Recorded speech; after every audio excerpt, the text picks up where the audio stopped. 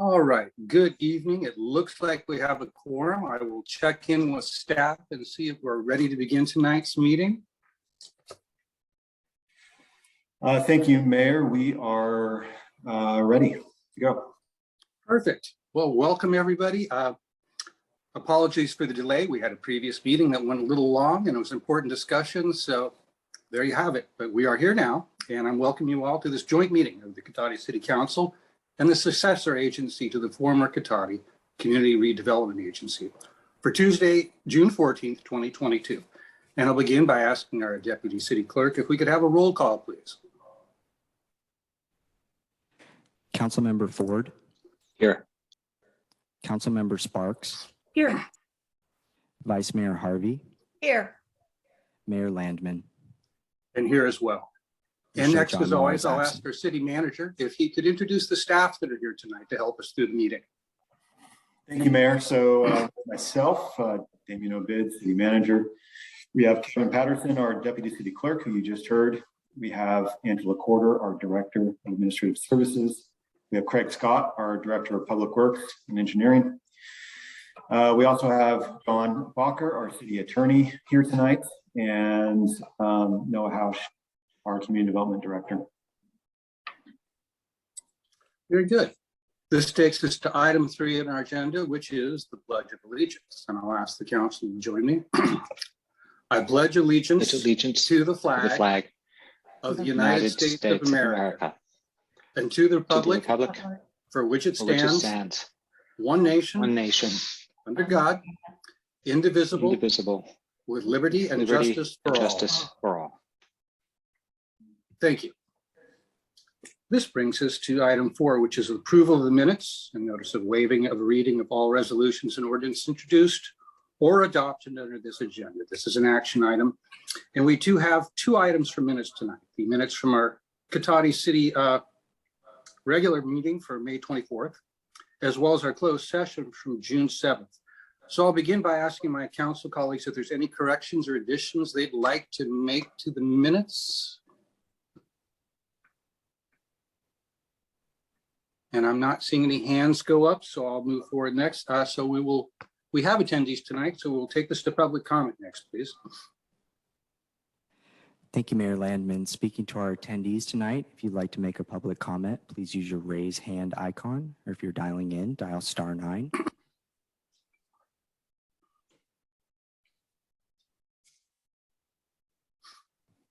Maria Leon, please go ahead.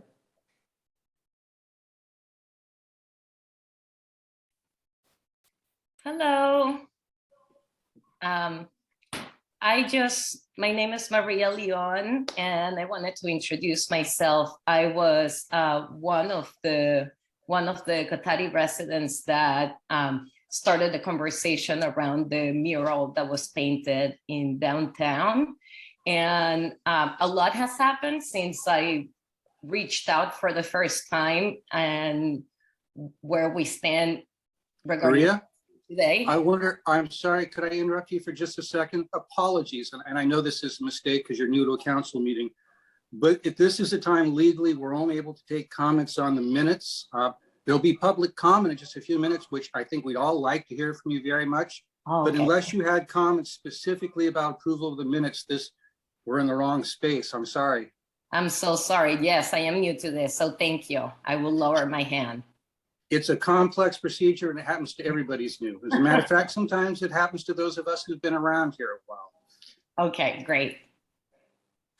So let's see if we have no further public comment on approval of the minutes. I'll bring it back then, see if I have a motion from the council. Move to approve the minutes for May 24th, 2022 and June 7th, 2022. Thank you, Vice Mayor Harvey, for the motion. Do I have a second from any of my colleagues? Second. Second from Councilmember Sparks. Could we have a roll call vote, please? Councilmember Ford. Yes. Councilmember Sparks. Yes. Vice Mayor Harvey. Yes. Mayor Landman. Yes. All right, so that concludes our minutes. This brings us to announcements, and bear with me, I have a few things I want to read for the benefit of the meeting. And I'll begin with A, which is our meeting orientation for new attendees and viewers. In conformance with the Brown Act and the adopted City Council rules, the meeting agenda includes items labeled as action items where the City Council will consider the item and citizens are afforded the opportunity to provide comments relevant to the item being discussed. The meeting agenda also includes a citizens business item, which is the designated place in the agenda where citizens have the right to say whatever they wish. The City Council, excuse me, may or may not choose to respond to comments as the government code allows. However, if the City Council declines to respond, it should not be construed or perceived as giving credence to or agreeing with any statements that the City Council members may believe are incorrect, misinformed, or purposefully biased. Next, I'm happy to tell you that Measure S supports police services, a variety of recreation programs for all ages, and the maintenance of our streets, parks, and public buildings. And you can see details on that on the web at cotaticity.org. And again, I'd like to remind everybody that citizens interested in receiving City of Cotati community alerts via text or email are encouraged to sign up with Nix by downloading the Everbridge app from either the iOS or the Android App Store, or by simply texting your zip code 94931 to 888-777. And finally, like always, we'd like to hear from you. So do feel free to contact the city at 707-792-4600 or through email at info@cotaticity.org. If you have a non-emergency issue after normal business hours, yes, you can still contact us at 707-792-4611. And of course, if you have an emergency, please do contact 911. And as always, continue to look for updates on the city's website and our social media channels, which include Facebook, Nixle, Instagram, and Nextdoor. So let's see, that concludes that. And that brings us to item 6, which are proclamations. And we do have a proclamation tonight for Juneteenth. And I'll ask the city manager, do we have a representative here tonight at all to comment?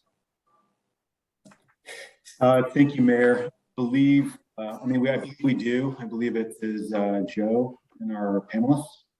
All right, well, what I'll do first is read the proclamation, then I'd be happy to open it up for them to speak if they'd like. So we'll give them a little forewarning for some public speaking. So let me read this. Proclamation of the City Council of the City of Cotati.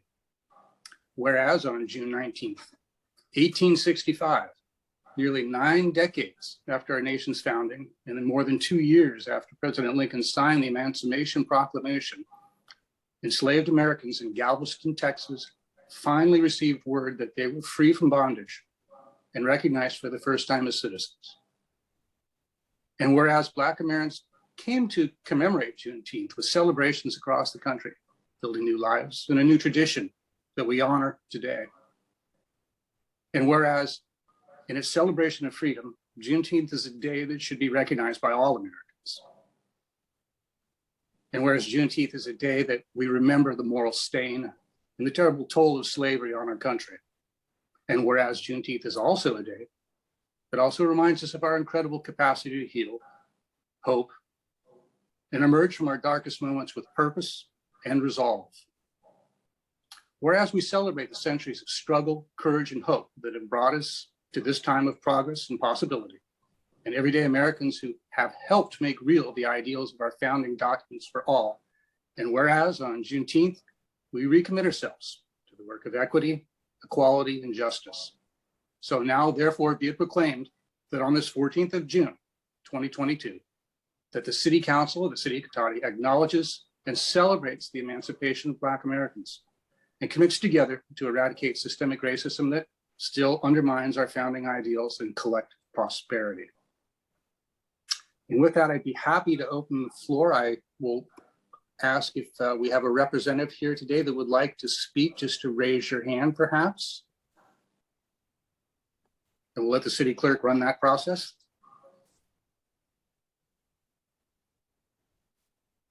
I believe Joe has his hand raised.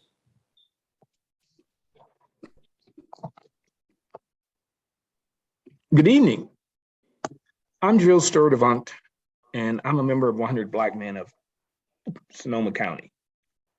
We appreciate the mayor and the city council for providing the proclamation honoring Juneteenth. I wanted to tell you just a little bit about our group. We are a nonprofit mentoring group here in the county. We've been here for 33 years. We mentor young people, raise money for scholarships, donate scholarships each year. We do educational programs, and we've been doing this in the county for quite some time. We give out scholarships each and every year, and we are really happy to do that. Mentoring young people, working with them has been very, very enjoyable for us. So we thank you. We thank you for the proclamation. We thank you for this honor, and we'd like to say that we appreciate it.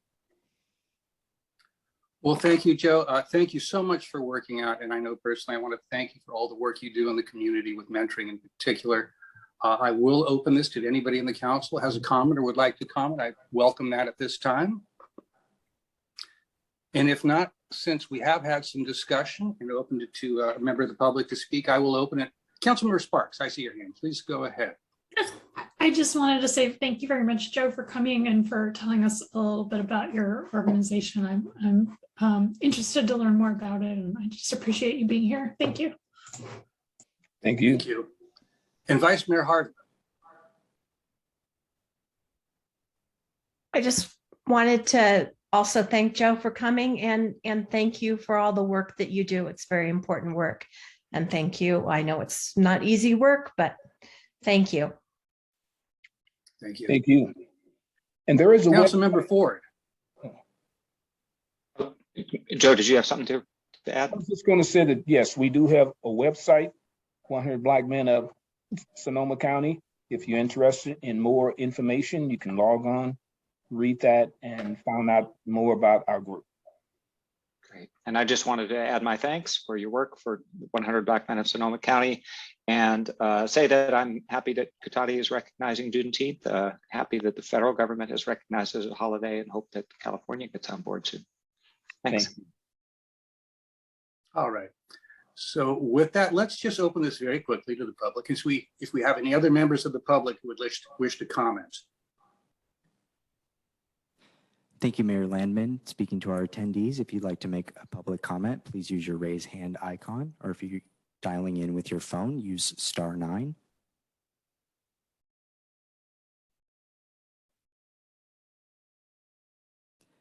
Mayor Landman, that will end public comment. Thank you. All right, that completes item 6 and brings us to item 7, which is approval of a final agenda. And I'll ask the city manager tonight if there are any changes to the agenda. Thank you, Mayor, members of the council. No proposed changes. All right. While this is largely a ministerial action, I noticed it is listed as an action item, so I will just ask to see if there's any members of the public that wish to speak on it. If you'd like to make a public comment, please use your raise hand icon.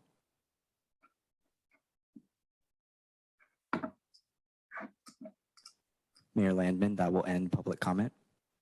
Thank you.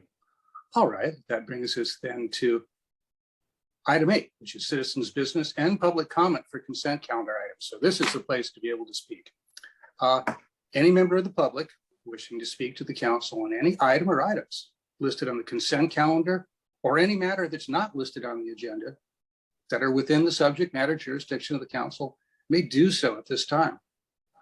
Pursuant to the Brown Act, the council is not allowed to consider issues or take action on any item not listed in the agenda during this period, though. Pursuant to the City Council Policy 2021-01, comments from any member of the public are normally restricted to a total of 3 minutes in length per person for matters not on the agenda, and a total of 3 minutes per person in length for any and all items on the consent calendar. And the mayor as always may extend the time for a reasonable amount where a disability accommodation has been requested. So with that, I will ask our city clerk if we have any citizens' business tonight, as well as consent calendar comments. Thank you, Mayor Landman. Speaking to our attendees, if you'd like to make a public comment, please use your raise hand icon. Maria Leone, please go ahead.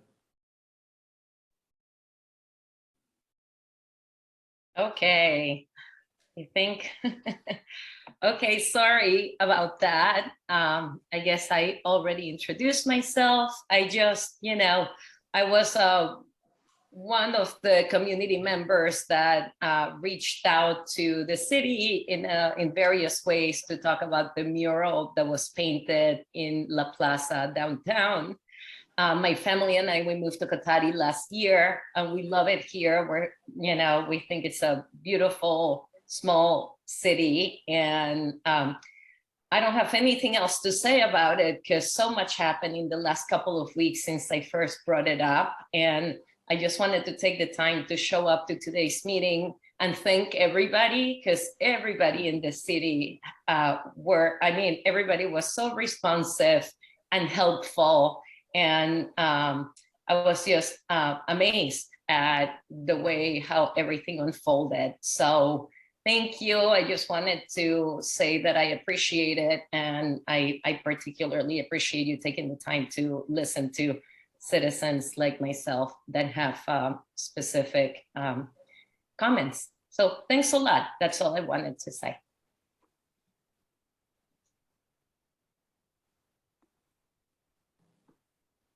Mayor Landman, that will end public comment. All right, well, thank you. So we'll bring that back then. I'm for sorry, our Mayor consent Landman, calendar. there's one more that just came in. Sorry to interrupt. That's all right. Let's get that comment in. Terry Mazzanti, please go ahead. Hi, I'm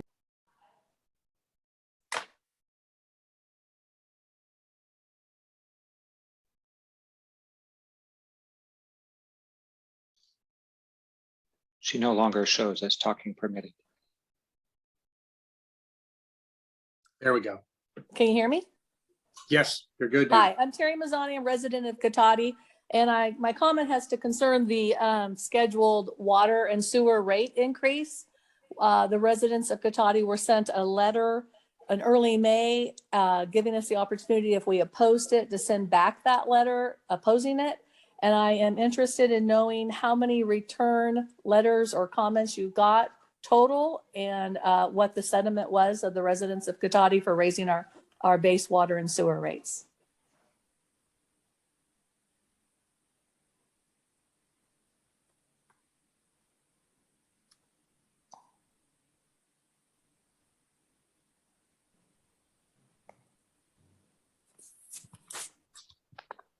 Hello? Ms. Mazzanti, the way these council meetings work, we don't get to reply directly to you in a back and forth in questions. We're going to listen to the rest of the public citizens' business tonight, and then I will ask the city manager to speak afterwards. So hang on just a second, okay? Thank you. All right, and I'll ask our deputy city clerk if we have any further public comments. That is all for public comment at this time. Thank you, Mayor Landman. All right, I'll bring it back to the council. I wonder if it would be appropriate, Mr. Obid. We will be discussing this shortly, but just to mention the number of protests that we have received to date. I believe we're tracking that. Sure, yeah, we are.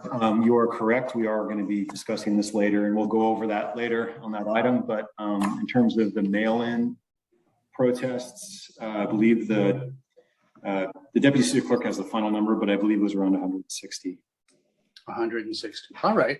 So we're hearing about 160 protests so far today, but we haven't got to that agenda item yet. So who knows? All right. So this brings us then to the consent calendar. So let's see, we did that. No, we haven't done that. Forgive me. So I think I am looking, we have two items on consent, which is calling for our November 8th election, as well as the cancellation of our regular council meeting for July 12th and December 27th in 2022. So I'll ask again, if nobody wishes to pull this, if I'll be looking for a motion. Move to approve the consent calendar. Thank you, Vice Mayor Harvey. Do I have a second? Second. Thank you, Councilmember Sparks. All right, if we could have a roll call vote on that, please. Councilmember Ford, Yes. Councilmember Sparks, Yes. Vice Mayor Harvey, Yes. Mayor Landman. And that's a yes for me as well. All right, thank you, Council. This brings us to item number 10, This is direction on future agenda items. So I'll ask my colleagues if we have any direction on future agenda items tonight. I'm not seeing any hands. I'm seeing some shaking heads. I will volunteer that I did ask the city manager if we could weigh in and support potentially for a California Senate Bill 940. I was told that there was no staff impact indicated, but we weren't able to make it for this meeting. So we will likely see this at our next meeting. Without going into it in great detail, it basically removes a loophole that has blocked rent protection for many mobile home park units. This was a resent from one of our mobile home residents here in town. And after our earlier meeting today, I noticed it might actually fit into some of our reporting elements for our housing elements. So perhaps that's something as well. But with that, then that completes direction in the future agenda items. This brings us then to public hearings. We have two tonight. And our first is the Cotati Station's apartment projects. This is 11A, and I'll ask for our staff presentation, please. Thank you, Mayor Landman. This is Noah Hausch, Community Development Director. I'll just wait briefly while the slides get up. But yeah, the item before the council tonight is consideration of a resolution to approve design review and a density bonus.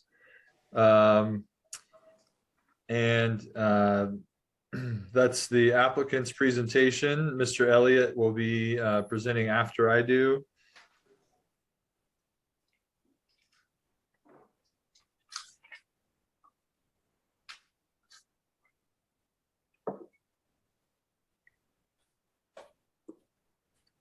So that's one we just did, I think, Kevin. There we go. Thank you, sir. And I'll probably ask you to advance the slides as well, but getting into it, we'll just go to the next slide. The item before the council this evening, as I mentioned, is consideration of resolution for design review and a density bonus to allow the construction of 98 multifamily units and approximately 5,500 square feet of commercial space and required parking on 3 vacant parcels, totaling about 2.5 acres in the Santero Way specific plan. About 20 of those 98 units would be restricted as affordable housing in the current proposal. Additionally, the project includes the construction of a half-acre park and a 31 space public parking lot. And then also the extension of Depot Way and some other improvements on Santero to address some of the current parking challenges that the residents over there are facing. And the entitlements, as I mentioned, are design review and a density bonus. And one interesting thing is we used to require a use permit as the mechanism to grant a density bonus. Some of the state law changes that we've been talking about have actually precluded cities from doing that. So while we do still have to make the findings to grant it, we cannot use the use permit as the mechanism. So go to the next slide.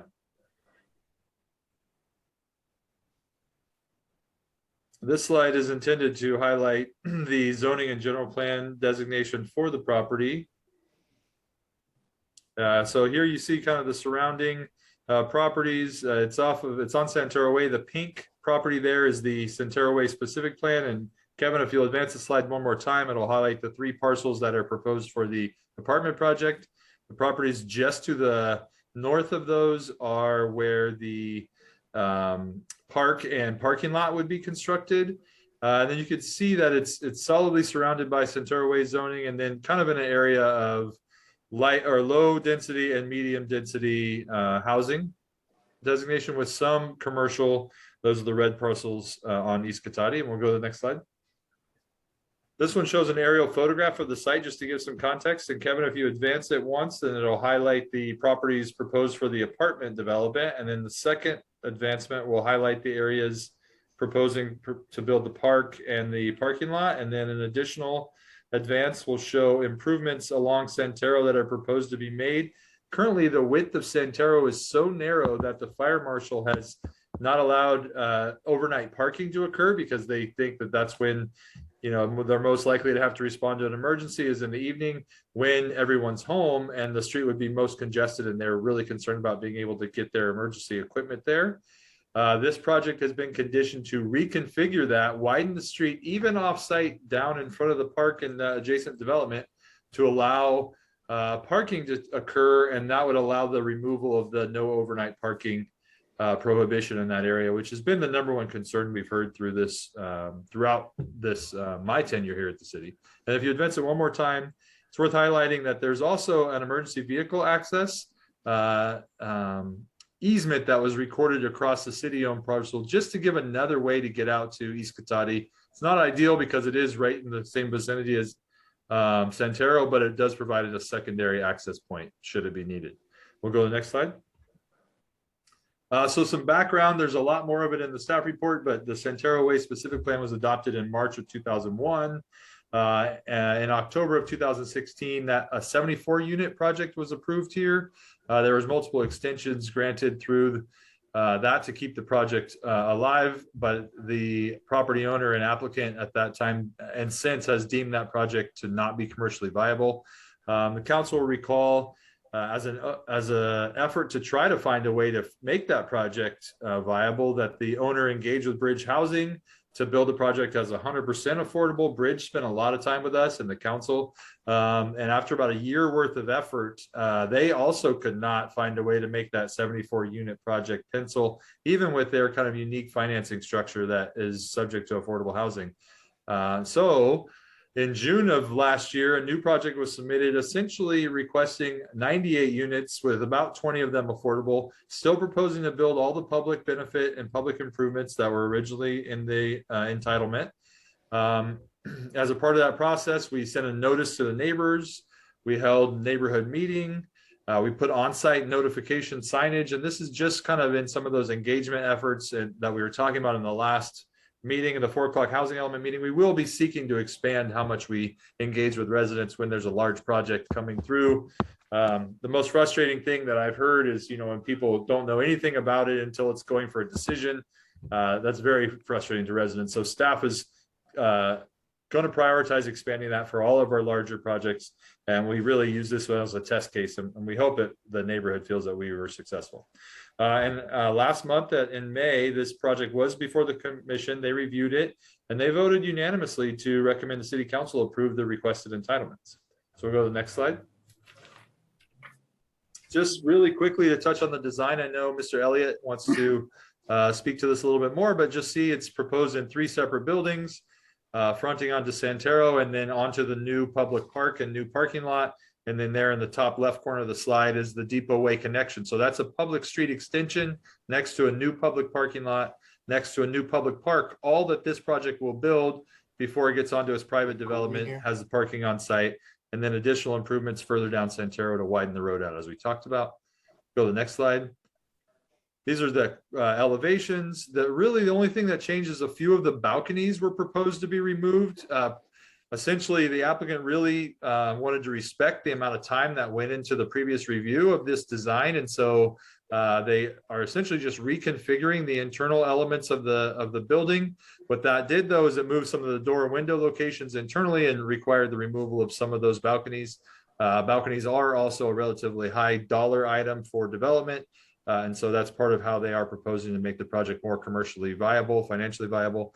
And then there are some proposed changes to the siding and design materials for the commercial portion of the project here, shown in that maroon color, just to further delineate it from the residential, and staff's fully supportive of those changes.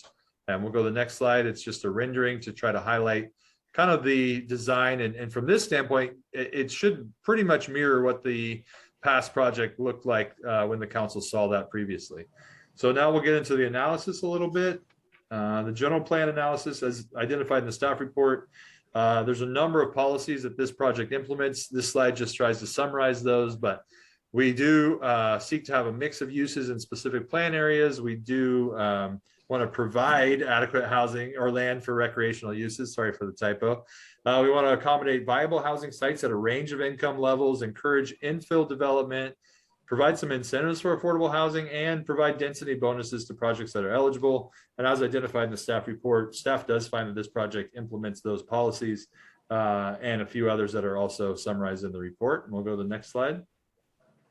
So Santero Way specific plan is kind of a unique land use document in that it essentially provides zoning level development rules, but a specific plan is really a portion of a general plan. But to get into some of the specifics, this is in an office mixed use area. The specific plan was written about 20 years ago when the North Bay was really seen as a blossoming telecom hub. That maybe hasn't come to fruition as much as people were envisioning, but so the plan did seek to have a lot of office and commercial development in this area, but that portion hasn't come to fruition as much. Residential obviously is critical to any community in our area these days. But so there's a lot of specifics like 70% residential, 30% commercial. These are maximums. There's floor area ratios, 0-foot setbacks. We really wanted some of that new urbanist development perspective where the streets are right at the back of the sidewalk, has height limits and also story limitations. And then parking is specifically prescribed in the Santero Way specific plan. It's different than the other portions of the city. 1 space for 1 bedroom, 1.5 space for 2 bedroom, and 1 3/4 spaces for 3 bedrooms. A lot of the residents have expressed that that's one of the main concerns with the current plan, is it just doesn't anticipate how parking actually gets used. And some of the folks who have garages may not use that, so then it pushes them out into the street. And then one of the benefits, I think, is this Santero Way's plan actually has a decent amount of commercial parking required, which when you have mixed use, then that parking can actually flex and serve the commercial buildings during the day when people are gone, and then allow some residents to park there at night. So there are some commercial parking spaces built into this plan, and we'll talk about that. So staff finds that the project meets all of the Santero Way specific plan development criteria, except in the areas where concessions or incentives are being requested, and those are identified in the staff report. We'll talk about them briefly. We'll go to the next slide. So under density bonus law, well, essentially the current law anticipates and sets rules for up to a 50% density bonus. And so under those rules, 50% would be a 72 unit project. But and I will say, in the use of a density bonus entitles the applicant to certain concessions and incentives, and also actually has a reduced parking rate that came out to some of the newer state laws. And this project is not proposing to use that. They're proposing to use the Santero specific plan parking, even though they could have requested a few extra spaces be removed, and they did not do that. The details of that are outlined in the staff report. But state law and our code actually allow the city council and other jurisdictions to grant additional units beyond that 50% density bonus. And that's what the application is requesting. It's essentially asking for 98 units, where the base zone there is 48. But interestingly, while the specific plan residential component would only allow 48 units here, it did actually anticipate a lot more development, because it anticipated over 200,000 square feet of commercial space to be also developed along this area. So while the residential density is essentially being maximized by this request, when you really look at the impacts of development, it's kind of a misnomer, because it doesn't kind of recognize the fact that a significant amount of office and other commercial square footage was planned for this neighborhood as well.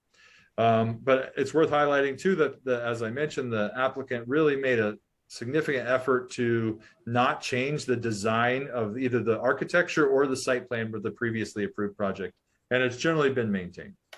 We'll go to the next slide.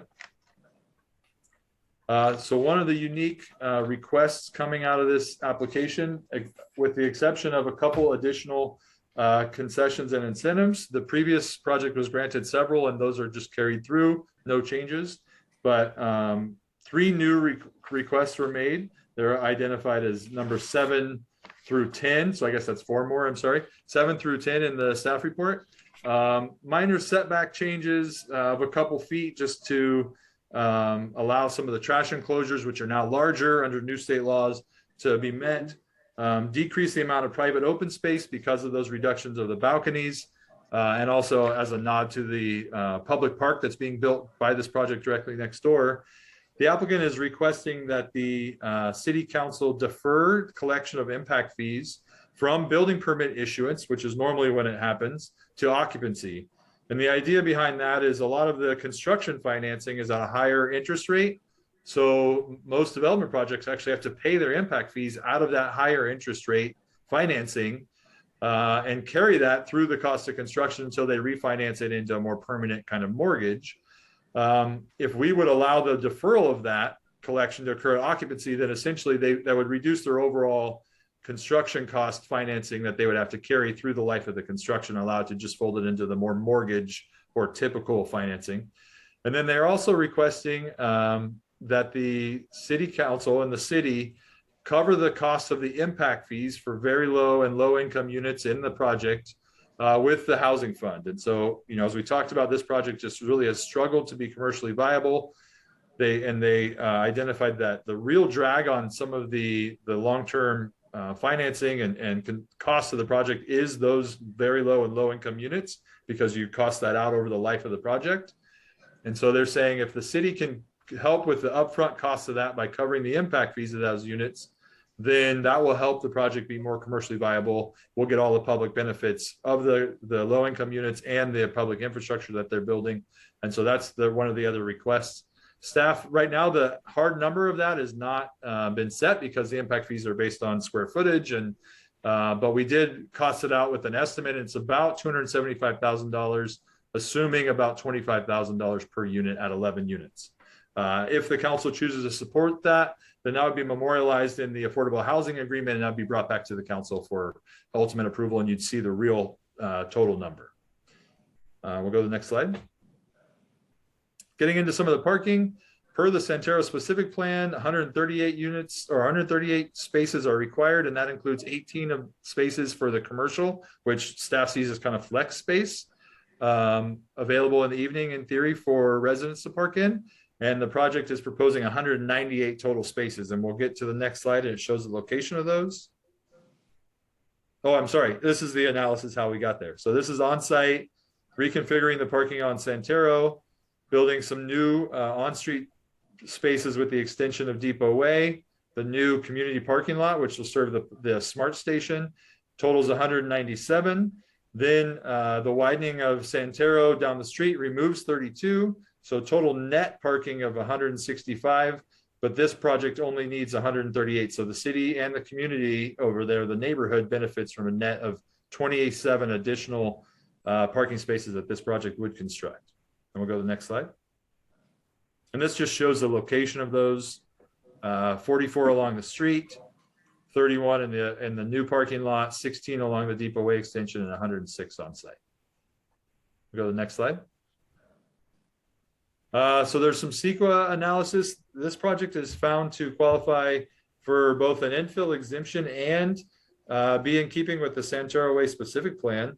As we talked about, even though the plan, this is kind of maxing out the residential unit count at 98 that the plan anticipated, the environmental analysis really anticipated a lot more development because it had that huge component, the commercial component. Very little of that has actually been built. And then we had the applicant do some subsequent vibration, noise, air quality, and traffic and greenhouse gas studies to support that there were no new impacts associated with adding that increased unit count, and those supported that. I will say there was a little bit of confusing information in the CEQA analysis that was attached because it references this 5-year term and you can only use one of these exemptions if you're relying also on the general plan EIR, and that has to be within 5 years. We're not solely relying on that, and so that was a little bit of a misinformed element of the report, and I apologize. We'll go to the next slide. We had a large number of public comments, letters in response to the notice of application. 13 letters came in, 1 phone call. We also, in our neighborhood meeting in April, had 4 folks show up. A majority of those were expressing concerns with the project and essentially were opposed to it, primarily due to the existing parking challenges we faced out there. When we were in the neighborhood meeting, the 4 attendees, we had a time to have a conversation with them and really explain kind of the cost benefit of this project being approved versus the current situation and how that parking could get solved. And generally people left, I think those 4 folks left understanding that this project would probably ultimately reduce some of their parking challenges for their neighborhood, but the number of comments we received in writing did express concerns and were essentially opposed because of that. It is worth noting that the conditions of approval, should the project be approved, require a parking management plan, widening of Santero, and the evacuation route be created. And if all of those happen, the neighbors have to be a part of that conversation, the city and all the other stakeholders, and then night parking could be allowed, and that's confirmed with the fire marshal. So given that, we'll go to the next slide. It's recommended by the Community Development Department and the Planning Commission that the City Council approve design review and the density bonus for the Cotati Station and projects, Cotati Station apartment project, allowing 98 units, 5,500 square feet of commercial space, a half-acre park, and a new parking lot for the city. And I'm available for questions, but the applicant also has a presentation. All right, thank you, Mr. Hausch. Unless the council feels differently, I'd like to jump and let the development team go ahead and do that presentation. Does that sound okay to the council? I'll look and see if I see any hands go up. I'm seeing some thumbs up. All right, with that, I'll hand the floor to Mr. Rudolph and his team. Yes, I'm going to ask Doug Elliott, who's partnering with us on this project, to walk through his screens. I'm here to answer any kind of financial questions that might come up after Doug's presentation. So Doug, you're on. Okay, great. Thank you, Mr. Mayor and council members, for the opportunity to present this. I mean, it's been a long road getting to this point. I would like to, a lot of what I have to present has already been reviewed in the staff presentation, but I'd like to hit some of the highlights of it. And I'd also like to thank the staff for the effort for working with us to get to this point. It's been a difficult and challenging project to try to reconfigure, and I really appreciate the spirit and the professionalism of staff working with us, so thank you. So basically, this is a reconfiguration of a project that doesn't work financially. The project was approved in 2016. In the ensuing years, we had probably one of the most robust housing markets and almost zero interest rate environment we've had in a long time. And it didn't work. And because the number of units and the bedroom sizes did not make an economically viable project. The cost to build it exceeded its value when completed. So when I was involved, I've been a director at EAH Housing for over 30 years. And I've had a lot of experience doing affordable housing. We've done about 8,400 units over 106 properties. We have 25,000 residents. And so I've done that as a pro bono work. And I've also been a private developer. I've done 2 projects in Cotati prior to this one. The one right next door at Greenway and the one just down the street across from the Chevron station where projects are entitled.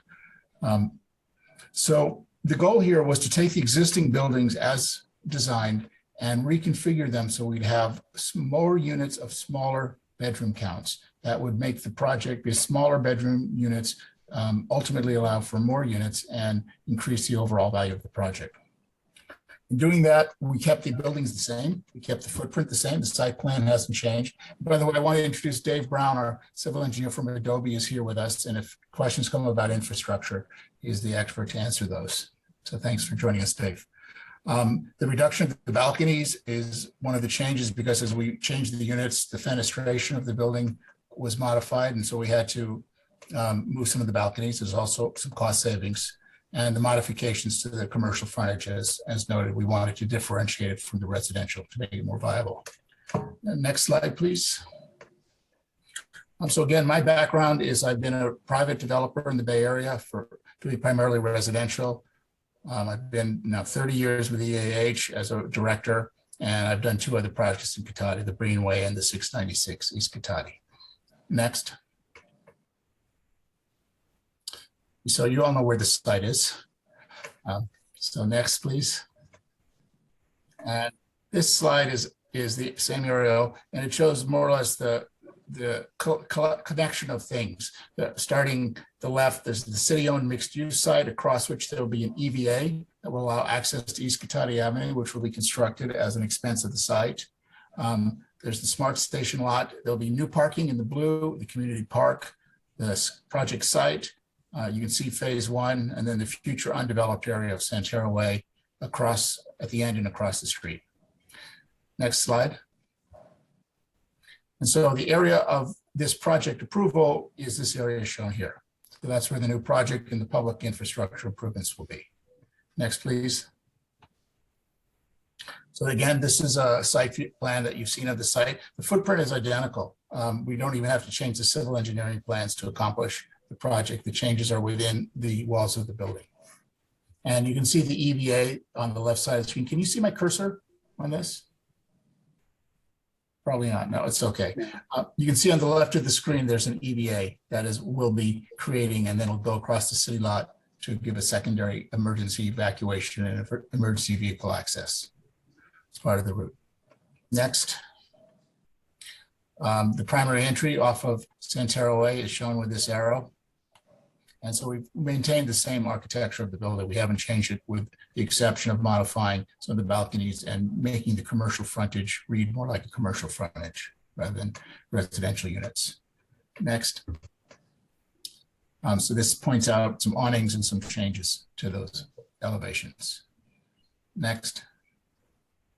And that shows some of the balcony revisions due to the fenestration changes. Next. So the unit mix as approved is 74 units and 181 parking with 6 one-bedrooms, 41 twos, and 27 threes. 18.9% of the total units are affordable, and 41.6% of the base density. Next slide, please. So again, we want to maintain the identical site plan, the same buildings. Reconfiguration is occurring inside with 98 units, where we go to 58 ones, 33 twos, and 7 threes. Next. So this is a simple chart showing how the changes from the current mix to the revised mix show, where you can see this very small in the current of 1 bedrooms, and then now it's predominantly 1 bedrooms in the second mixed, and a smaller amount of 3 bedrooms versus it was a significant amount previously. Next. This is just another version of the parking analysis that shows all the new spaces. What will happen along Santero Way is we will build parking all along the frontage of Santero Way, and we will widen Santero Way. Back when this was originally approved, making streets narrow was part of the it was a sort of a vogue, thinking that traffic calming was going to be a better way of managing traffic. It was part of the new urbanism doctrine, and it really hasn't worked out as well as thought. And fire marshals particularly and civil engineers didn't applaud that street traffic calming. So we're going to correct that. And that has a pretty big impact, because right now, one of the biggest things we heard from the neighbors is their frustration at not being able to park overnight. And that's just from a day-to-day living situation, that's untenable. You can't leave there's not enough parking, you can't leave your park. So this project will relieve that situation by widening the road and allowing the fire department to allow proper access and proper protection. So that's a really big benefit, and that's built into this project. And it's a part of the project cost. It's roughly, there's almost $500,000 of infrastructure towards that end. Next slide. So the benefits to the immediate neighborhood are, we're creating 197 parking places in aggregate, and the analysis showed the net increase to parking.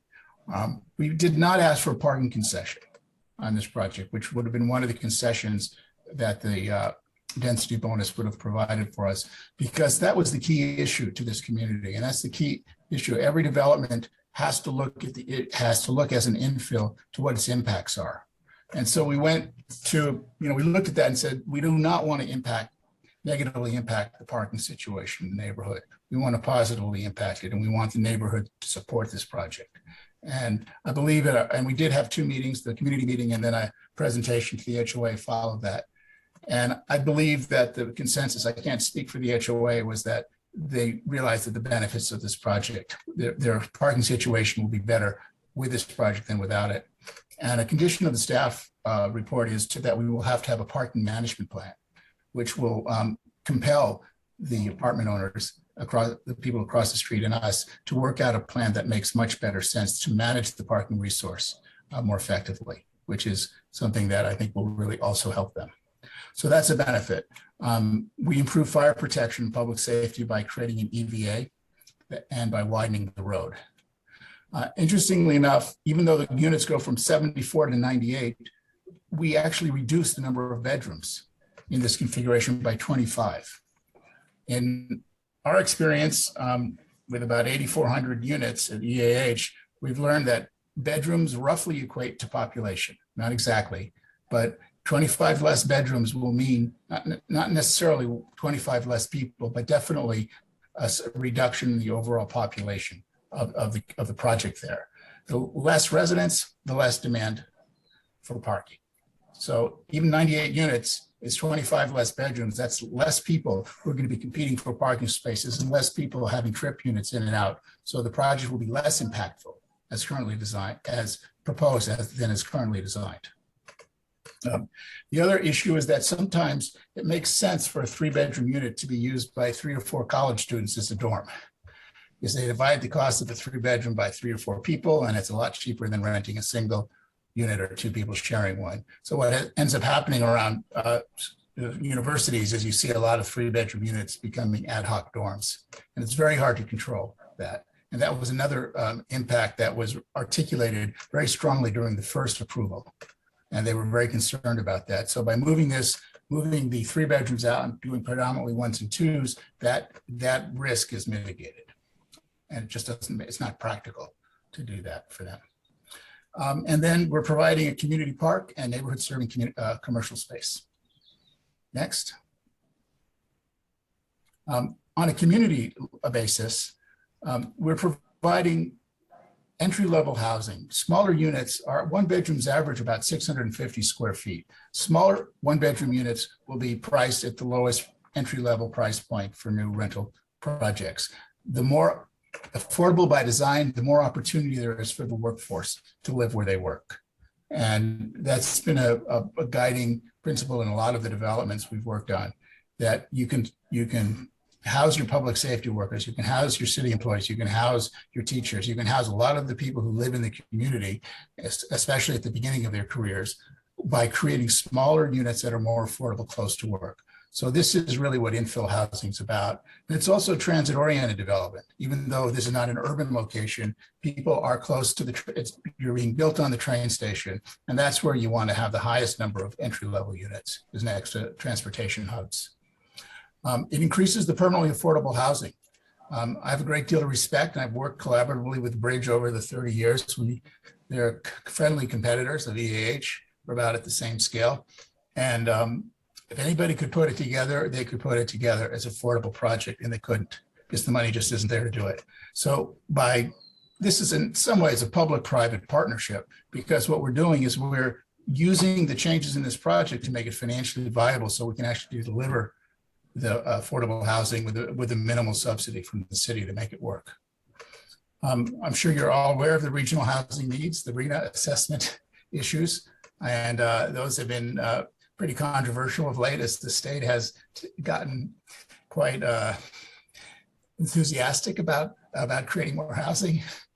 And as the state tends to do, they often use a sledgehammer instead of a tackhammer when they're trying to accomplish things. And so the RHNA requirements, this will help towards the RHNA requirements, in particularly with delivering some very low income units.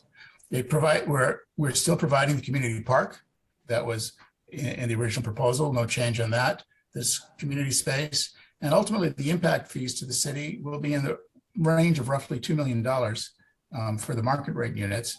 And that's not a small piece of income for the city ultimately. And then we'll be using best practices in terms of environmentally sound construction in the project. Next. So I understand affordable housing is really a big issue. We're asking for more density, and a reasonable question is, well, what are we getting in relationship to what we're giving? First of all, what we're getting is a project that actually can be realized, that can be built. That's number one. Otherwise, all these other approvals are basically just a piece of paper in a drawer. They're never going to get built as currently entitled. And the last 6 years has shown that. The density bonuses, as shown in Noah's slide, are basically 48 units is the base, and everything's calculated for the density bonus off the base.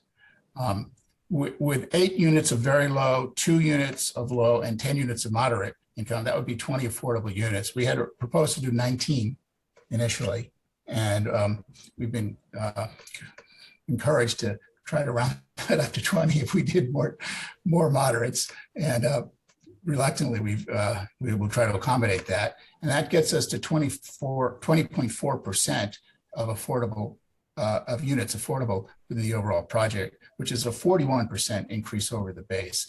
And the key is the 8 very low income units. Previously, you had 5. That's a 60% increase in very low income units.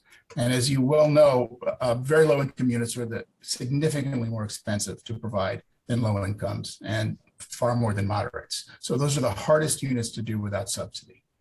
And this project is delivering that. And that will go, I'm sure, as you go through the RENA process, filling up the very low income bucket in that process is going to be the most challenging. And so this goes a long way towards that. Next. In affordable finance, just as a quick overview, typically right now when an affordable housing company looks at a site, the rough number in the North Bay is about 600,000 a unit to construct affordable housing, closer to 8 in the urban areas. So if this were to be built as, if these 20 units were to be looked at as a standalone affordable project, it'd be roughly $20 million or $12 million in construction. The way this would be financed is normally you are able, and there's 2 different kinds of tax credits, but this project would qualify for the tax credits that would deliver 50% of the project cost as equity. And that's the foundation of the capital. The next 50% is provided roughly 1/3 by the state and 2/3 by the cities. So in order for the city to achieve this project of 20 units, they would have to make a contribution of roughly $210,000 per unit to see this happen, or a $4.2 million contribution, which exceeds the city's capacity in their housing trust fund. And the state can't make up the difference, although I think they have the capacity, they don't have the will to do that. And so what you end up with is a pretty big number, and it just doesn't get built. In this case, we're using the reconfiguration of the units to make them more valuable 1 bedroom and 2 bedrooms versus 3 bedrooms, which are less impactful to the local community, but they also help create an internal subsidy so that we can actually afford to deliver the affordable units. And in this case, we've requested a $275,000 concession impact fees, which is the equivalent of paying $13,000 a door instead of $210,000 a door for affordable units. And if you discount the moderates and say, well, moderate incomes really shouldn't be subsidized, which was a conversation we've had, then you can say, well, then you're spending $27,500 per door in this subsidy request versus $210,000. This would probably set a record for cost per door, cost benefit for any city in the North Bay that I've ever seen. So this would be very impactful from a standpoint of affordable housing and a pretty big bang for the buck. Next slide. I want to just talk a little bit about our philosophy and how we approach the project. I've always worked on a community-based approach to the projects. Every project I've ever attempted to do has started with a dialogue with the community, and it started there and it ended there. And I've actually always, every project I've done has been approved. Because of that approach. We didn't come in here, what's happened now is, as you know, we haven't had enough housing production in the state, and there's a housing crisis. So the state has passed a lot of legislation that basically takes the authority away from the local government, from you as council members and from the community who you serve, and put it in the hands of a set of regulations. And the pendulum has swung to a direction that makes housing more transactional.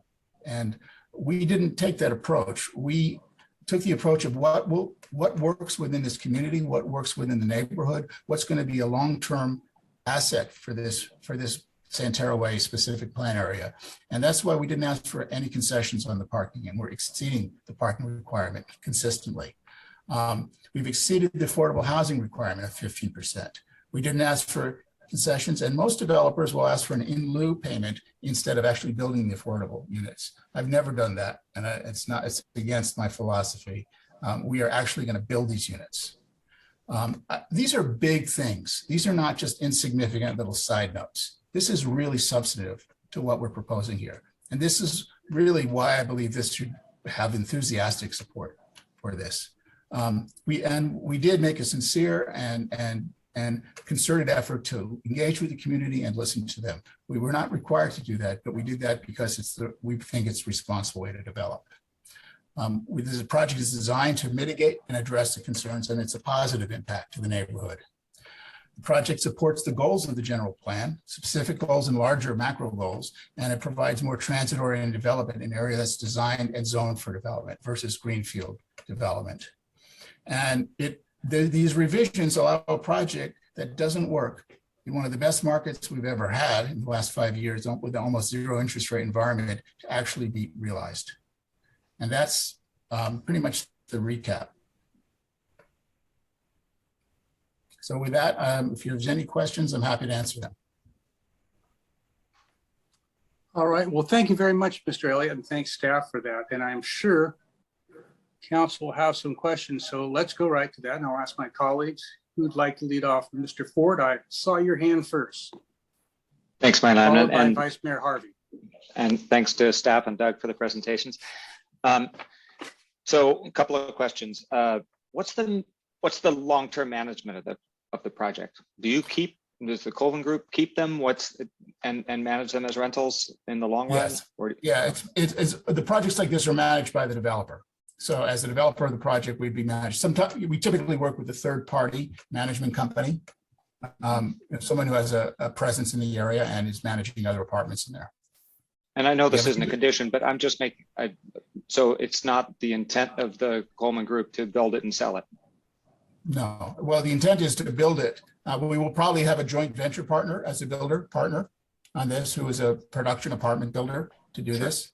And they will be the primary builder.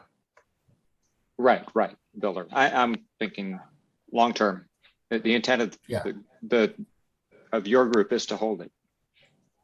If we can, yes, that's our goal, is to build it and hold it. But we can't control how the financial outcomes are going to be, and the capital markets are in flux right now. But the idea is to get this project built, and we may find a third party who wants to take complete control of the project and manage it. The Colvin Group and myself won't be involved, or we may be involved. That's yet to be determined. Project won't change though, because the conditions of approval and the plans will be what are approved tonight.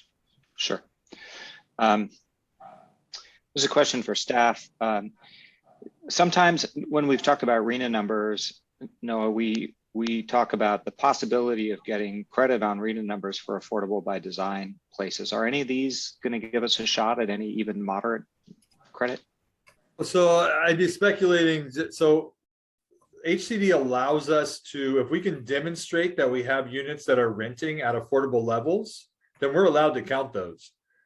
The likelihood of that happening in a brand new development that includes a ton of essentially public benefit that the cost of which need to be recouped by the market rate rents, I don't, not likely with this project.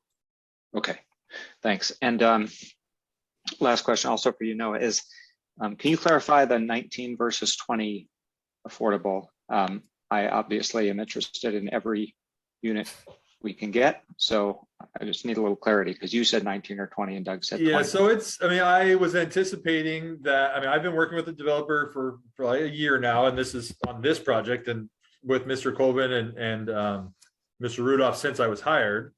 And I was anticipating the council would like to have some input into the affordability, and so it's listed as an approximate because I knew there was going to be some conversation about it. And I did push the developer a bit to get to 20, but so it's listed as 20. They've agreed to the numbers that Mr. Elliott presented, and that's what would be conditioned if the council move forward. Okay. Actually, I do have a couple more for you. So a little clarity on the modifications to Santero Way south of the project. I think you said the plan was to widen and thus remove the no nighttime parking. The staff report says it's to remove the parking spaces in order to create. That's correct. So it does actually move. There's some bulb outs that get removed to allow full flow. And then those parking spaces in front of the park are eliminated in favor of shifting them further. That would be north along Santero. Okay. And I assume that the affordable units consistent with our inclusionary requirement have to be a mix of unit types. They can't all be the 1 bedrooms. Correct. Okay, thanks. That's it. Thank you, Mr. Ford. Vice Mayor Harvey, please go ahead. Questions right now, and then I will, after public comment, have some other comments. Let's see.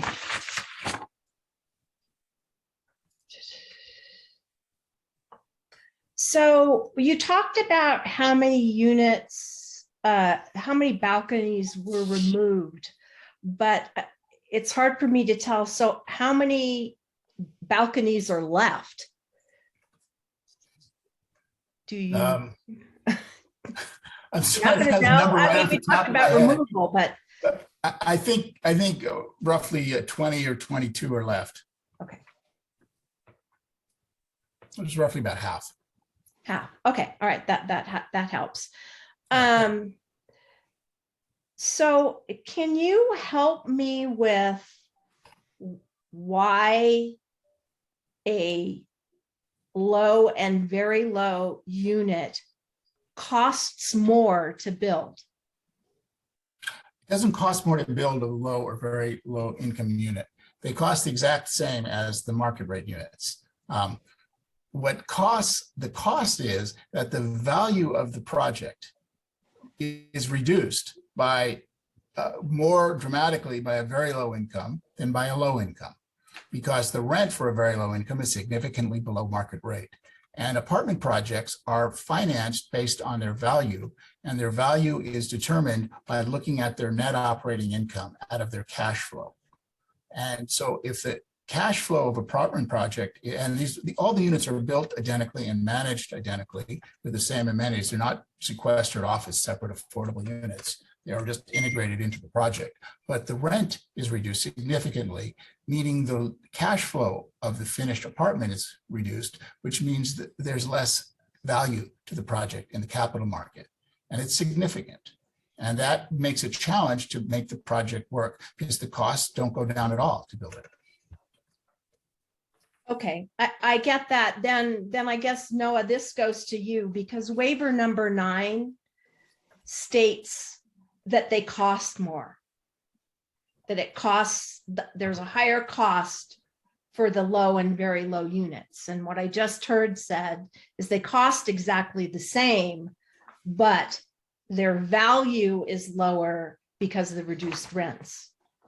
Yeah, I apologize for the poor use of writing. It's high cost relative to the return on the rents that unit will receive compared to the market rate.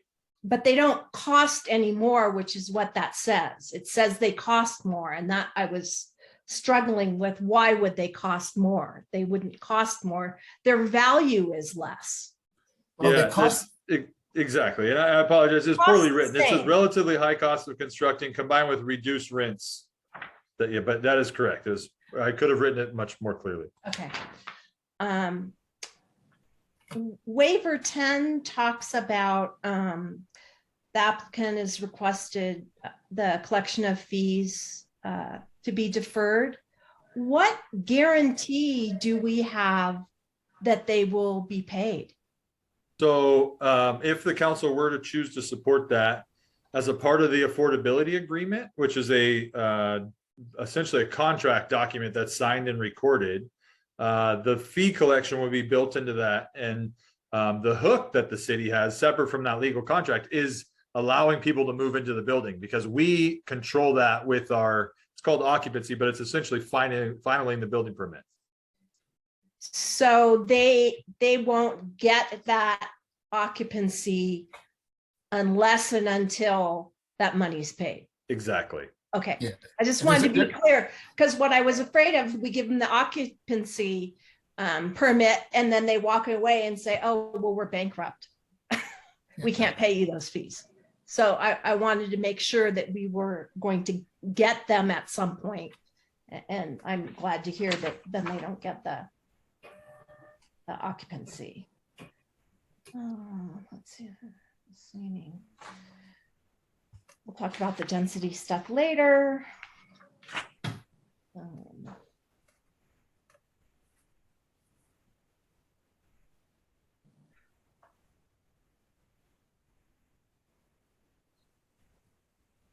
We talked about the decks. In the financial consideration section, this is probably a NOAA thing. At the very bottom, it says any other financial considerations that arise from the negotiation of the affordable housing agreement will be presented to the city council for consideration when that agreement is brought before the city council for consideration and approval. That seems very vague and very open-ended, that we are committing to some possibly unidentified amounts by approving this. So it was intentionally vague and open-ended because I wasn't sure what the council was going to ask for as a part of this discussion. There's nothing in the report or in the current conditions that are vague or open-ended. Okay. So it depends upon what else we ask for. Exactly. Okay. All right. Or direction you provide to us. Okay. Okay. That helps. In the environmental section, it says, which assumed 198 total residential units would be built. Is that the total for the specific plan is 198 units? That's correct. And with this development, how many units will be there? 198 units, a portion of them are live work, but so whether that's pure commercial or how we want to count it, but 198 residential units will be built if this project's approved and constructed. So no more units are possible for all the remaining lots that are there. So I don't know. Cotati has done this interesting thing, which is I've never seen done before, where it uses the environmental document for both the specific plans, the downtown specific plan and Centero, to dictate residential density. That's not a common way that cities would identify density levels. It's how it's been done here, over the last 20 years or so. But the unique thing is, if someone just say this project's built and then next someone else came in and said, hey, I want to do residential. What we would have to do is, the current EIR assumes 198 residential units and 245,000 square feet of commercial space. The likelihood of ever getting an office built at the end of a dead-end cul-de-sac residential neighborhood is not very likely or desirable. So what we would do is we would go through the exercise to rewrite and reanalyze the impacts of that 250,000 square feet of commercial space through the lens of residential development.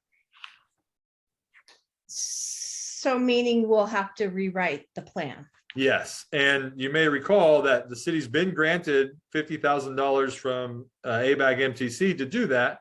And then my department also has a budget request into you to further fund rewriting that plan to make it more workable and put more housing next to the train station rather than office that is not likely to ever occur. Okay. So back in the, God, I don't even know what section I'm in. Oh, in the city council resolution, it says, item 4 says this approval shall be valid for a 2-year period from the date of the approval.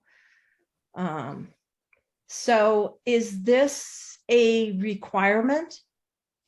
Yeah, that's per the code. So it's any entitlement is a 2-year life. And then they can request 1-year extensions, 2 1-year extensions. 2 1-year extensions? Yeah.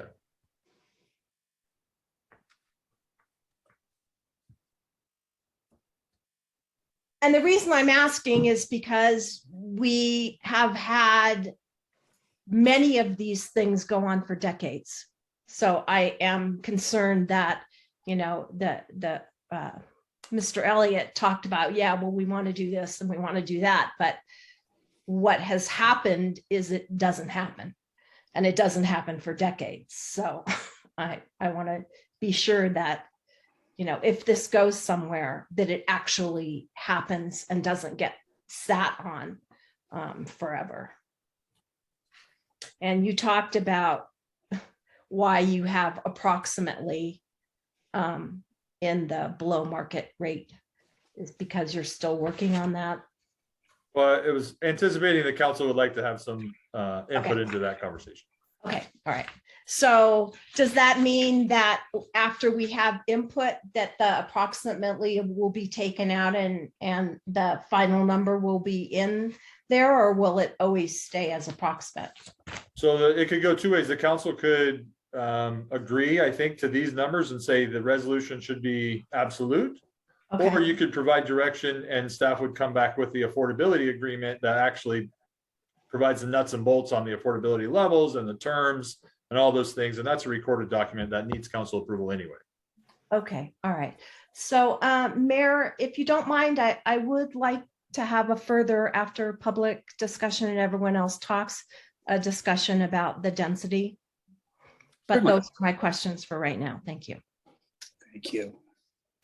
Let me scroll over a bit. A few of my council members seem to be hiding right now. I see a hand from Councilmember Sparks. Councilmember Sparks, go ahead if you have questions. Thank you. I just have one quick question, clarification on the number of units. On page 29 of the packet, sorry, number of affordable units.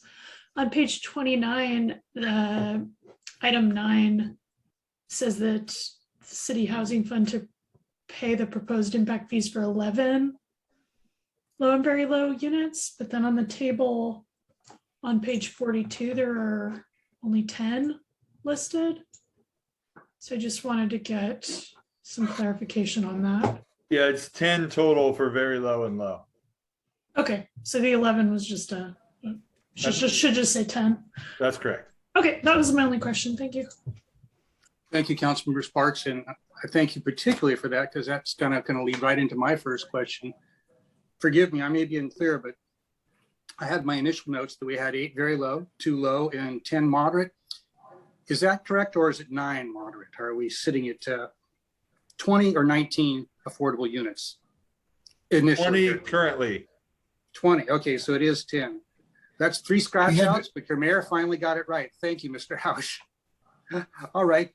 So next question, a little more deep than that. So we've certainly known and seen each other for a while. We've been discussing this, us, the council, members of the community, this development team for a long time. In general, I think the parking thing is better than okay. I think that's really great. My first take is I'd certainly be open to deferring fees. We've done a lot of that, and I'm certainly open to that discussion. Makes sense. I have concerns about fairly significant 50% cut to balconies and porches. I like those types of things for residents, particularly in more dense workforce housing. But I do recognize we have some nice green spaces that are accessible too. So that's a good thing. I guess the last thing that it comes down to is the numbers relating the number of affordable units that we realize from this. And I guess to help me do that, I have to ask a question first before we have discussion later. And the question is this, can somebody, Mr. Hausch or Mr. Rudolph, perhaps both of you might want to speak, describe to me in a little clearer focus what the positive economic impact of that very large shift from 2 and 3 bedrooms to 1 bedrooms. I think, didn't you go from something like 8 1-bedrooms to now 58 single bedroom units? And I ask that because, I recognize I haven't had to look for a rental place in some years now, but I know that, say, just for argument, if I could get a 1-bedroom for $2K nowadays, I'm not going to get a 2-bedroom for $4K. It's going to cost less than that. And it's the same with the 3-bedroom. So clearly there's a huge benefit to this. And I recognize that helps make the project pencil out, a term we hear with great regularity. But at the same time, I also recognize this is, I suspect, a really significant benefit.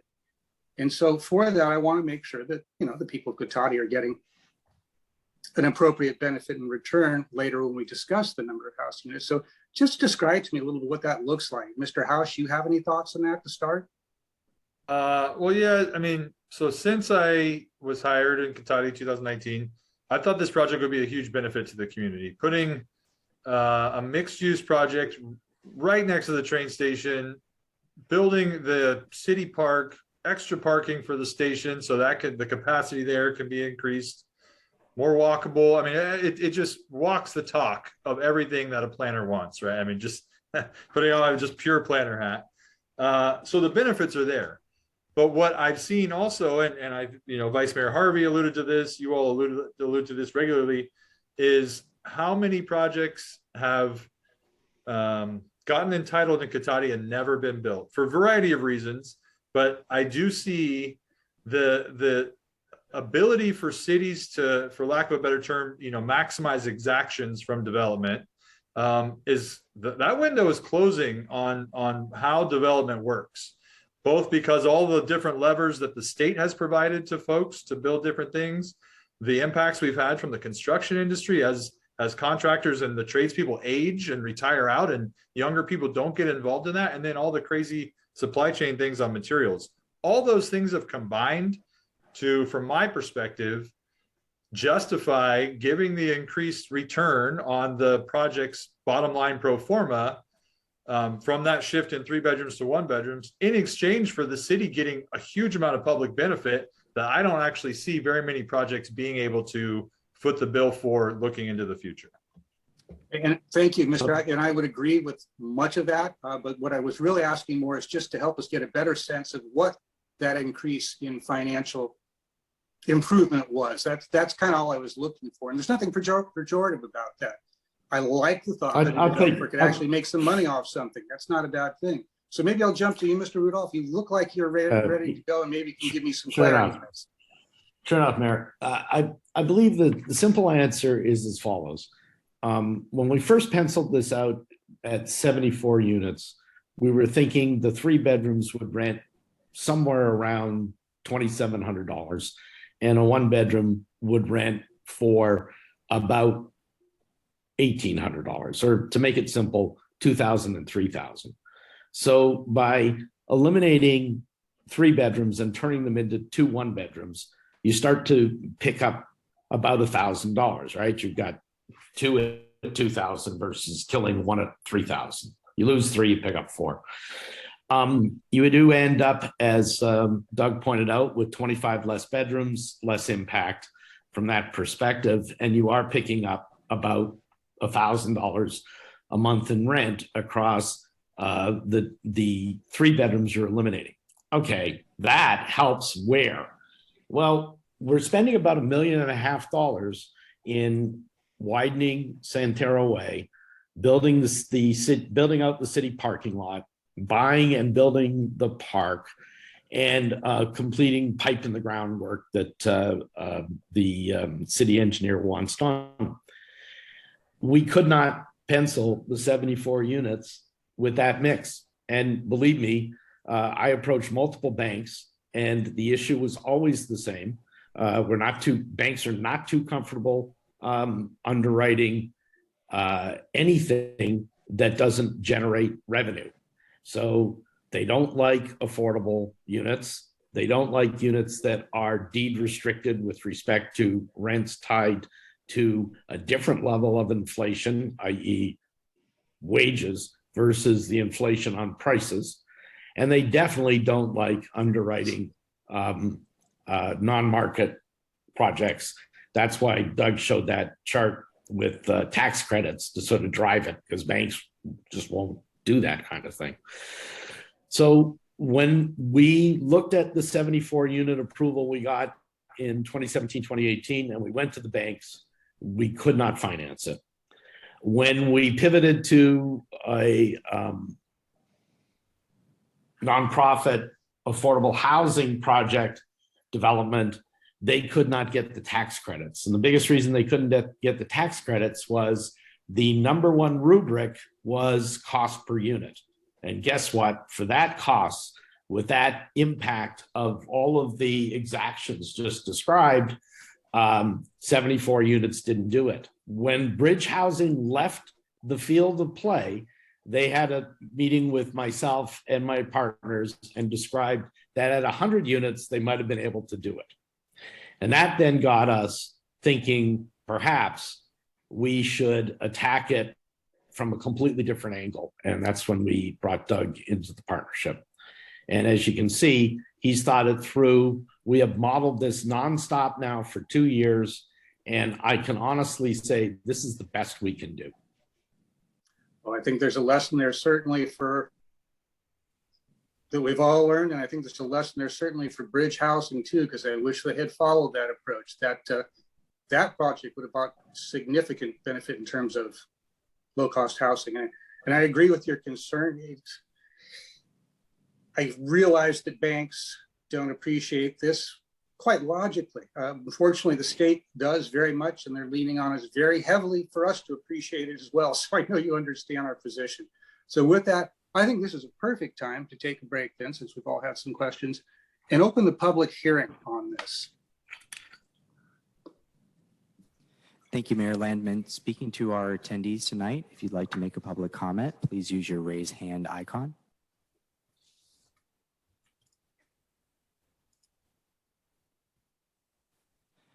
John Savage, please go ahead.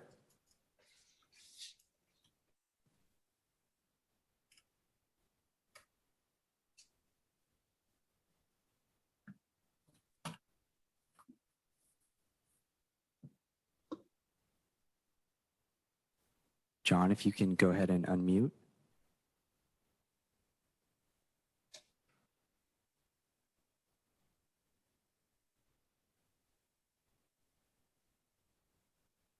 Mr. Savage, we're still seeing you as muted.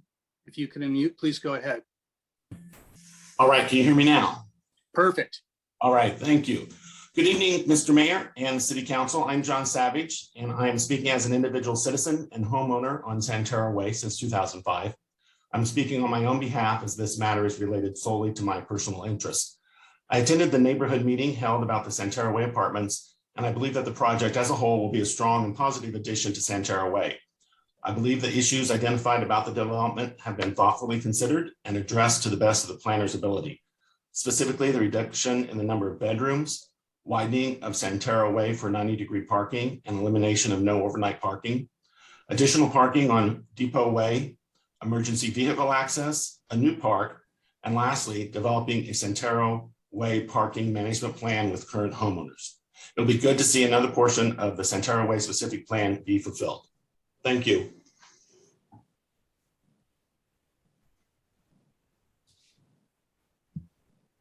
Mayor Landman, that will end public comment. Thank you. All right, well, that will conclude. We'll close the public hearing and bring it back then to the council for discussion and see where we go with this. So I'll see who'd like to speak first. I see the vice mayor has her hand up and ready, followed by council member Sparks. We'll go in that order to start.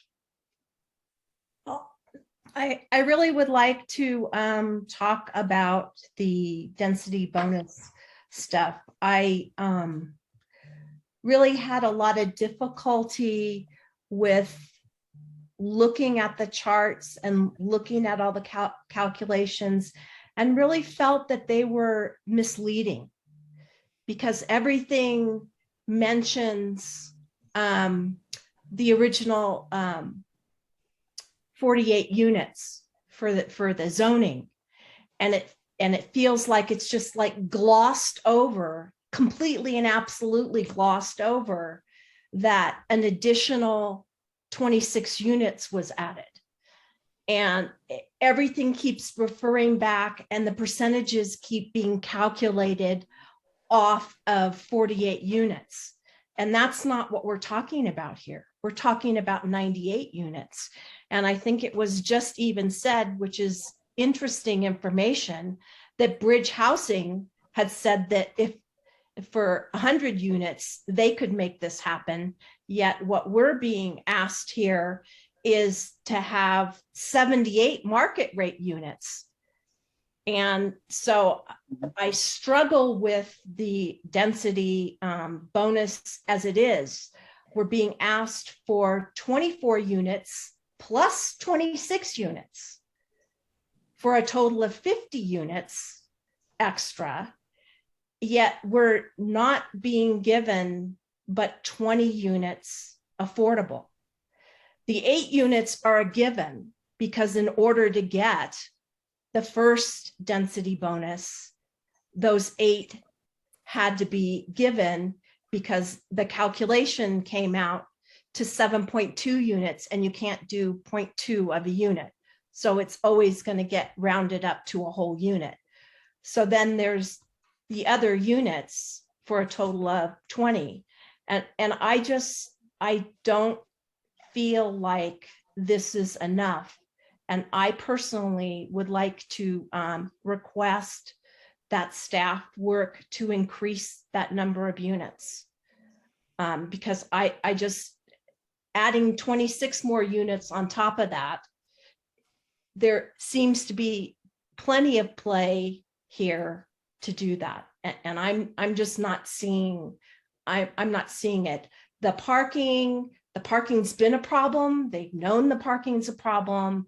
That parking problem was created.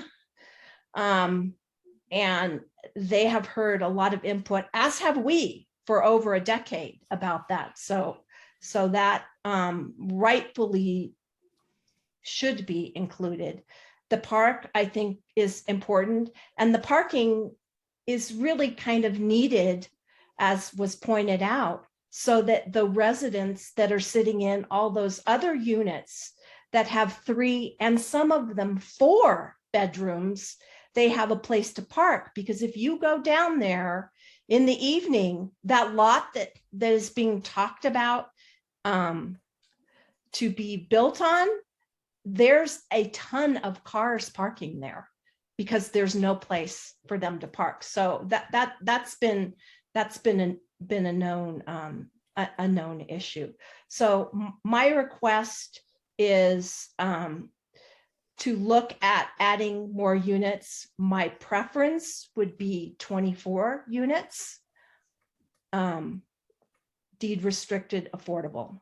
And so I'm willing to listen to what others have to say, but that would be my request. All right, thank you, Vice Mayor Harvey. And we'll go next to Council Member Sparks and then to Council Member Ford. Thank you. I want to thank you for that presentation. It was really informative, and thank you to Mr. Hausch for putting together the great staff report about everything.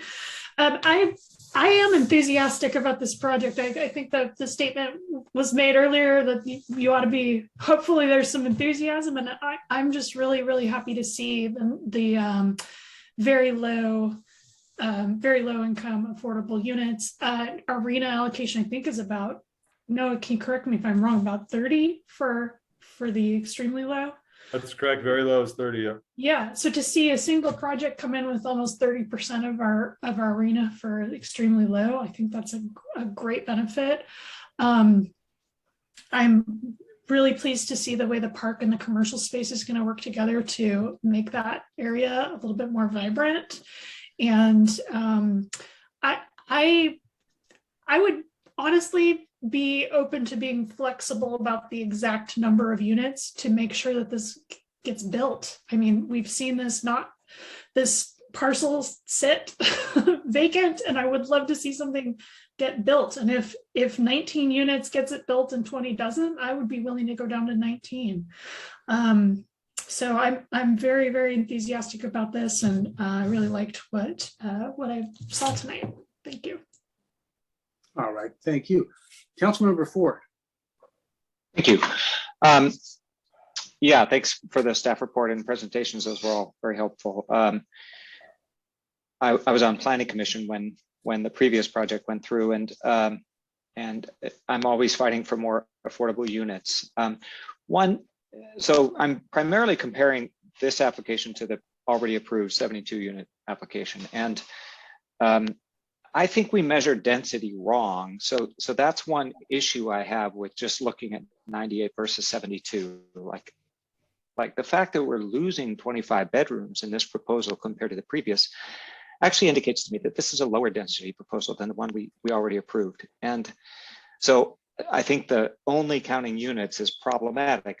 we ought to think about that in the long run. Like, how do we really talk about density as family types change, as they are doing? We need to think about that. So I'm comfortable, since this fits in the same building envelope, probably as a slightly smaller number of people. Parking is good. I don't have an issue with this adjustment. And I think some of the reasons for turning the 3 bedrooms, a 3-bedroom into 2 1-bedrooms, to make it easier to manage and to fit current family, the direction families, households are heading, makes a lot of sense. I would rather see the 8399 division that's in the staff report than the 8210 number that's been mentioned here. So I would like to see a little conversation about how those 20 units are apportioned. And it's important to me that all of them represent a mix of housing types and not be of unit types, and not all be the smallest units, be the deed restricted ones. We have to accommodate not just single people in the affordable units, but some families as well. I think, I like some earlier comments, I have some issues with the removal of the balconies and the fact that only 1/4 of the units will have any private outdoor space. So that shared outdoor space better be pretty nice to make up for it. It's, I guess, the only consolation for that loss, but I would still support it. Thanks.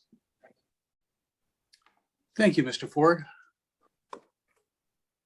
All right, Councilmember Harvey, I see your hands back. Did you have something else you wanted to add? I just wanted a clarification because Councilmember Sparks stated that we were getting 8 extremely low units, and that is not the proposal. The proposal is for 8 very low, 0 extremely low. So I'm sorry, I did misread the report. That is a major point. Sorry about that. So we still have 30 very low in our arena and 30 in our extremely low, and this does nothing for the extremely low. I just wanted to get that clarification from Noah. It is very low, and up until this year, extremely low wasn't even mentioned in RENA. So I have a frustration with how the state is changing their tune depending on who passes what legislation.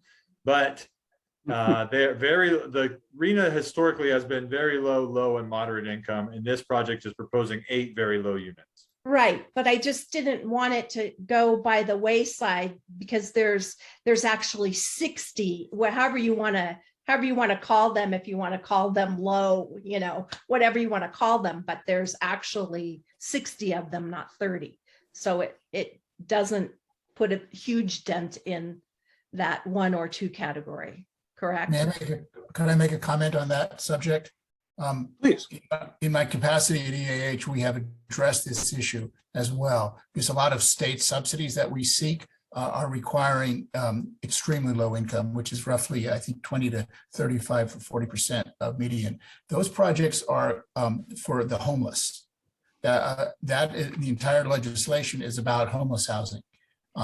And so when we do an extremely low income project, it's based on financed with all the services and all the other things that go for a homeless project. And we have, in the 8,400 units we've done, we've never integrated extremely low with very low. Very low, low, and moderate income is how typical tax credit affordable housing is financed. Very low is done by homeless providers and would not properly integrate into this project.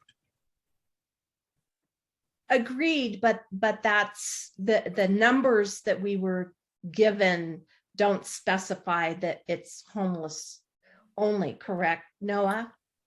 It doesn't. It is interesting. I was just having a conversation with Jane prior to our meeting earlier.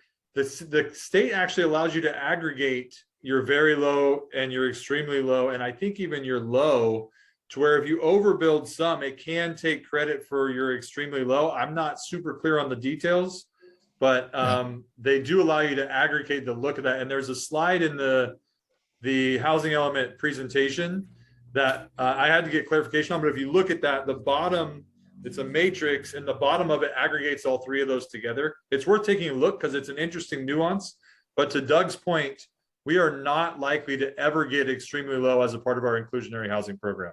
Absolutely. But I just, since Councilmember Sparks had said that that's what we were getting, I just wanted to make sure that she knew that that was.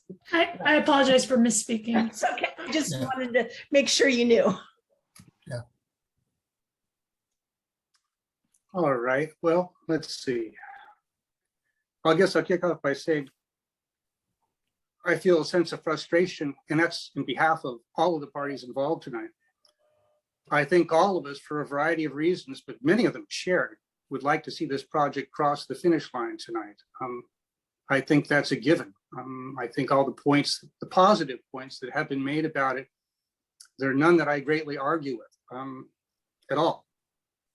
But the only hiccup that we're facing is this new and continued pressure from the state, this new world we're living in that unfortunately was perhaps not so much of a problem the last time we were looking at things, but now it's the world we have to live in, unfortunately, and we don't have control over that. I mean, I would personally, frankly, be leaning towards loving to see this, as I indicate, pass tonight. I lean towards support, but I would agree, I would like to see an expansion, even a small one, even something that was merely just a good faith effort in expanding those numbers or that proportion in a way that was viewed as beneficial. I think that would be very well received by me. I suspect it would be well received by the rest of my council members. So I think since we've all had a chance to talk, and staff and our development team is sitting here, I'll give them a chance if they'd like to speak and respond to that and let them put on their thinking caps a little bit and see what we can do here. So I'm open to comments from either staff or the development team. Please raise your hand or let me know if you'd like to speak. Mayor, it's Neil Rudolph. Thank Mr. you so Rudolph, much. I'd be happy to recognize you. Thank you. Thank you so much for giving us the opportunity to think this through with the city council members. I first want to make clear that this particular total of 20 affordables is a greater percentage of the project than what was approved previously.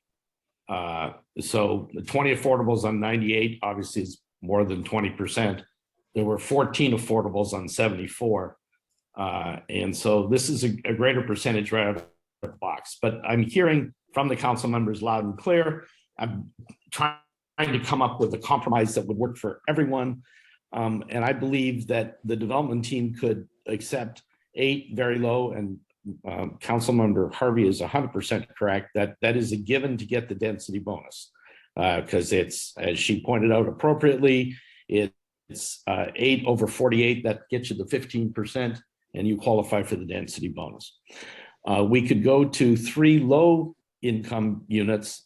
It's problematic to mix those 3 other than 1 bedrooms, to try to speak to Councilmember Ford's point. The 8 are a mix of 1 and 2 bedrooms. The 3 low, if we come to that conclusion, would best be all 1 bedrooms. What we would like sort of from the city would be the opportunity to take the total back to 19 and release 1 moderate from deed restriction. So we would go 8, 3, and 9, I believe I've done that right. That would be correct, yeah. Did I do that right? 8, 3, and 9? 8, 3, 8. No, 8, it'd be 8, 3, and 8. 8, 3, and 8, yeah. Yeah, 8, 3, and 8. I thought, excuse me, but I thought we were just 8 told very we're sitting low, at 10. 3. Yes, 8 very low, 3 low, and 8 moderate. And I know that. Let me pause you Yes. for just a second. I'm sorry to interrupt you, but this is a recurring theme that we have to correct for sure. Mr. House, can you confirm me? Because I thought we asked a bit ago, we were told that that moderate number was 10. It was 8, 2, and 10. Is it 8, 2, and 10, which we're talking? Yes, that's where we stand right now. It's 8, 2, and 10.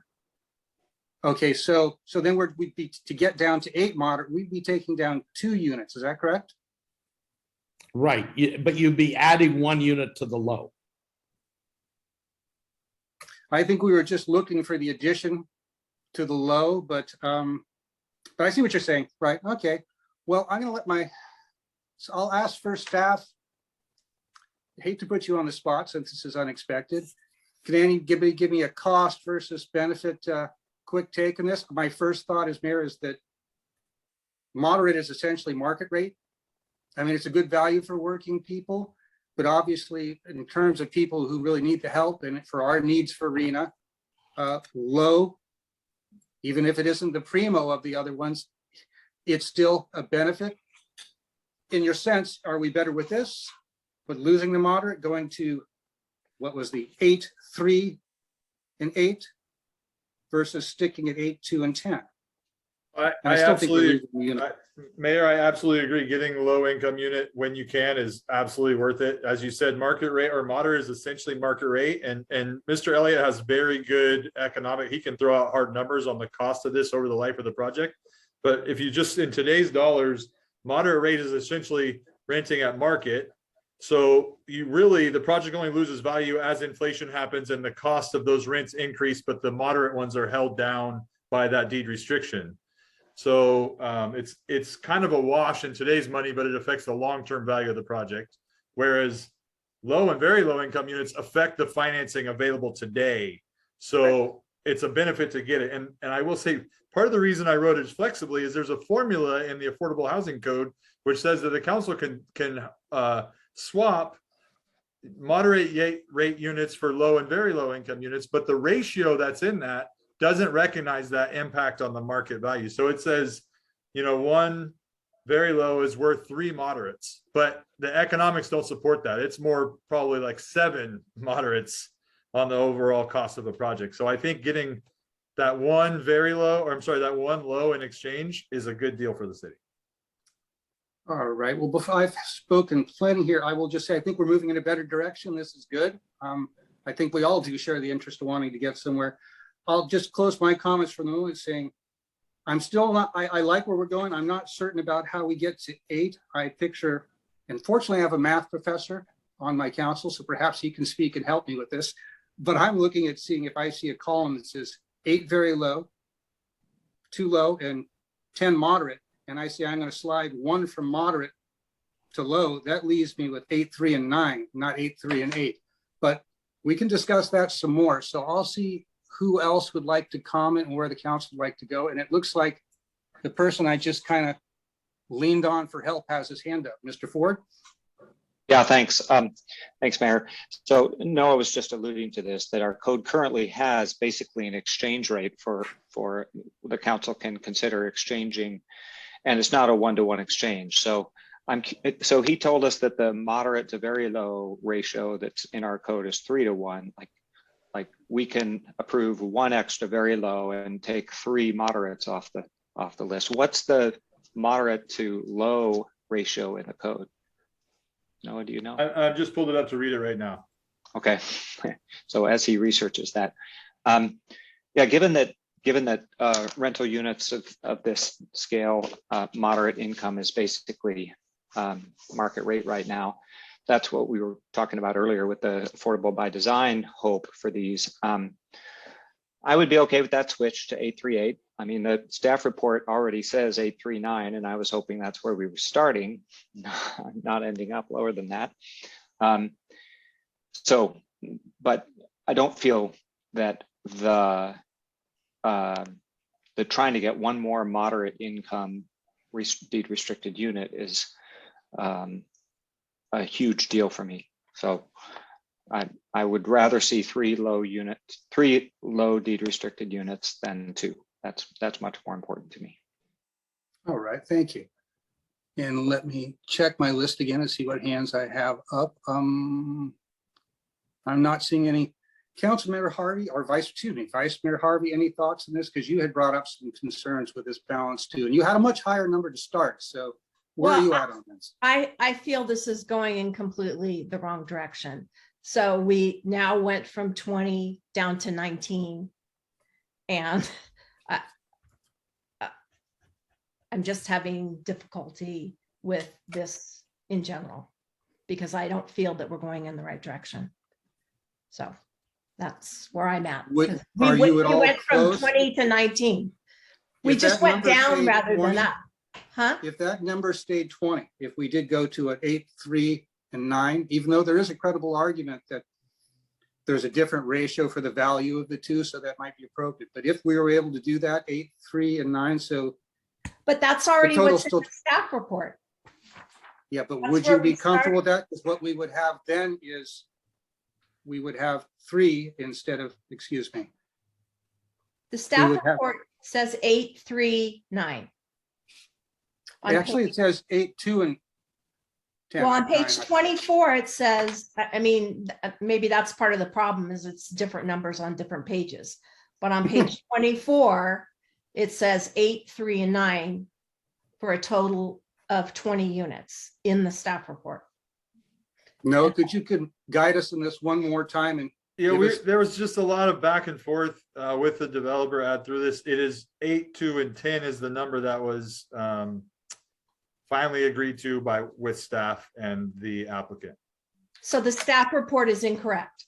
It's inconsistent. There's the same, both information is provided.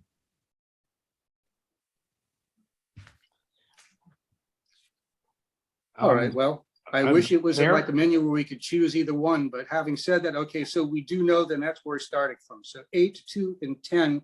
So increasing 1 in our low would be an advantageous. The question remains, are we as a majority willing to go to 8, dropping a full 2 of the moderates? That seems to be the last area perhaps. And I'm gonna look and see if I have any other hands, because forgive me, Councilmember Sparks, you're not in my visual field right now. So I see Laura, you do have your hand up. Then Neil, I'm gonna go to you next because I saw you waving your hand. Well, thank you. I just wanted to ask a question to Neil and Doug, which is just, can you put into real dollar terms for us what it costs you to convert an additional unit to a low income unit, and It costs, how much leeway do you feel you have to do that and still be able to get financing for the project? that's a great question. It costs us in terms of borrowing capacity. And prior to all the fun and games in the capital markets in the last 3 or 4 weeks, it would be costing us hundreds of thousands of dollars of borrowing capacity for every very low and $100,000 for every low, which means if we can't borrow it, we have to fund it ourselves. Well, we have to fund all the improvements outside of the rental generating portion of the building ourselves. And so you're starting to get into a debt equity ratio where the equity is now hundreds of thousands of dollars more, and hence the return on equity starts to drop into low single digits. And that's why things don't get built. It's just that simple. It's just structured finance. And I sort of do that for a living. With respect to the percentage, and I think this is incredibly important, the reason we're suggesting 19 in total is that percentage of the total 98 units is obviously a little over 19%. The approved plan today, which we could not finance, was at 18.9%, 14 affordable units over 74. So Vice Mayor Harvey's point of we're going the wrong direction, we're actually still in exactly the same position we were 5 years ago, 5 years of not being able to get it built. I agree with that. But yeah, I'd like to make one other. All right, so let's see. Next I have, hang on just a second, bear with me. I had some notes. Neil, Doug, I have you next. Mr. Elliott, please go ahead. Yeah, I wanted to amplify what Neil spoke about. I really understand from a policy standpoint, having been in affordable housing for 30 years, how important it is to try to incorporate affordable housing at the lowest income levels in every project. That is good public policy, and it's something we try to do. We don't pay in lieu fees, we build them. The problem is the capital. When you look at a moderate income unit, you say, well, that's roughly the same as a market rate unit, so it's relatively revenue neutral. It's actually not, because the way these projects get built or don't get built is their ability to assemble the capital to build them. And when you have a permanently affordable deed restricted unit, even if its current rent as a moderate income is equal to what the market rent is, the banks and the capital markets say, well, that's not forever, and inflation will continue, and that unit will ultimately be not as valuable. Plus, it costs more to manage that unit because of all the income qualifications and other issues that go on with deed-restricted housing. So a moderate income unit is still an exaction on a project. And the tension that happens, which is a good tension, is that the cities want more public benefit and they want more affordable housing as part of the condition. And that's why they have an inclusionary housing ordinance. But as they increase, the ability to put the capital together to actually see the project get realized gets lower and lower and lower. And that's why the frustration occurs with the cities where you've got all these projects approved and they never get built because you reach too far and the things can't get capitalized. And that's what we're talking about now. We're pushing this project to the edge of being feasible in very challenging capital market time right now.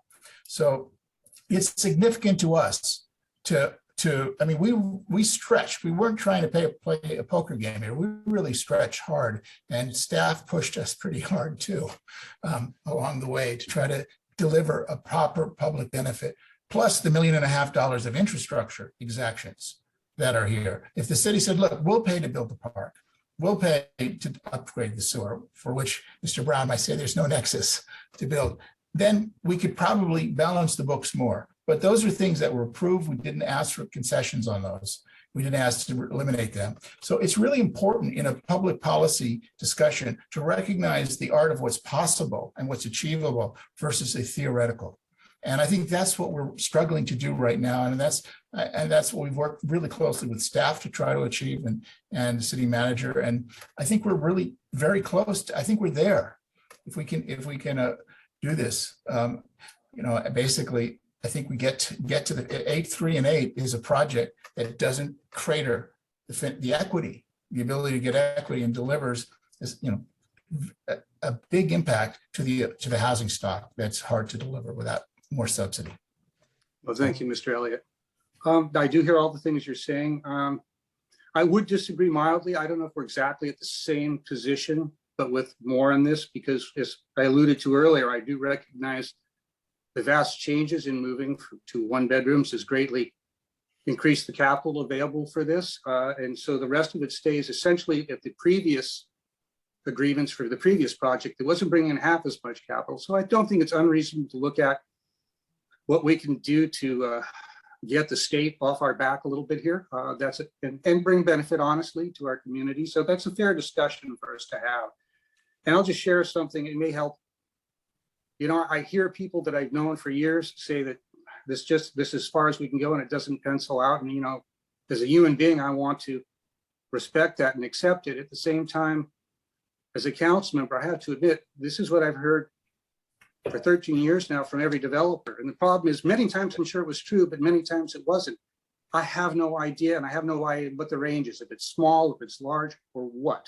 I do remember, maybe half a decade ago, sitting when we used to be able to gather in chambers together, discussing Valparaiso, another project of Mr. Colvin's actually, and having the same back and forth about a requested increase in photovoltaic panels. One of my colleagues asked at somewhat the last minute to increase that number, and we had a lot of back and forth. And I remember being somewhat moved, and might have been Neil himself actually was speaking. He said, we just can't do that. That's not normal. Most places wouldn't do this many. And forgive me, I don't remember the number, but I ultimately agreed. And unfortunately, literally within a couple of months, I noticed other projects coming in everywhere with much higher numbers of panels on roofs, which made me think, I bet there was room there. I should have pushed for it. But so this is just not to call anyone out heaven for it. It's just to give you an idea. I think I have a sense of where you're come from, your concerns. That's what we wrestle with. So before I bring it back to the council, I guess for a final pass at this, because our choices are simple. I see 3 in front of us. We can pass this as is. We can accept the offer of an 8, 3, and 8, or we could reject it and direct them to work more, but essentially that could lead to rejectment, which is a concern too. I'm going to ask the developing team one last time. Is there any other good faith efforts you can think of to suggest to add to this that would be beneficial for the council? So perhaps we could have some comfort to get to a passing vote here tonight. And I'll just leave that open for a second. If any of you would like to speak or have any thoughts, I'd welcome that. I'll come back to the council actually, then I guess for comments from them. But if you do have something you'd like to interject, please raise your hand. And if I don't see it, just go ahead and speak up and I will recognize you, all right? So with that, I'll bring it back to the council and see if we'd like to see where we'd like to go with this. So those are the choices I see. If somebody sees something else, I certainly welcome it. Anybody I see. Marilyn, Please go ahead. This is Ben. I see Neil was waving his hand, so I don't know if you want to recognize him. Yeah? I'd be happy to, Neil. Yeah, no, I just wanted to point out one thing, Marilyn, when you do remember the Kessing situation correctly. And the change there was a change in technology. What we were looking at for the costs of photovoltaic when we approached the city, remember we went through this 2 times, both at Planning Commission and at City Council. So the total process took over a year. And by the time it actually got built, and actually about a year or so later, the technology had changed where the costs had come down as Chinese panels were pouring into the country. So I just wanted to try to clarify that. I wasn't and trying. I'm sure that was part of it, but I will point out that it was after we did an approval. It wasn't when it was being constructed. It was literally within a few months. I started by seeing more of these, and perhaps that was really indicated as. Like I said, I don't know. Yeah, it was. This is just what we're dealing with. So. I think in this case we think we have a very fine proposal. We were comfortable at 8, 2, and 10. The comments from City Council suggested we had to show compromise. I believe we have shown compromise at 8, 3, and 8. You're getting another low-income unit, which I know staff is very interested in getting, because this has gone back and forth between Doug's team, Doug, myself, Larry, and Noah and his team. This is as good as we can push it. All right. Well, thank you. Mr. Ford, I see a hand up. Please take the floor. I just wanted to clarify, this is on the agenda as a public hearing, so we're not actually making a decision tonight. Is that correct? Well, the decision is, there's a recommendation before the council from There's a staff. resolution. Okay. I'm not clear on public hearings versus regular agenda items. Then you can clear that up for me later. So in that case, I would like to see this proposal go forward. It's clear that to me that there's no advantage to a developer for holding a project and not developing for 5 years. So it's pretty clear to me that the previous project didn't pencil. And while I would love to see more affordable units, I think 19% of the total is a pretty good number that will help our RENA numbers. So I'm in support of the 838 number. All right. I'll see if any of my other colleagues have anything more to add on this.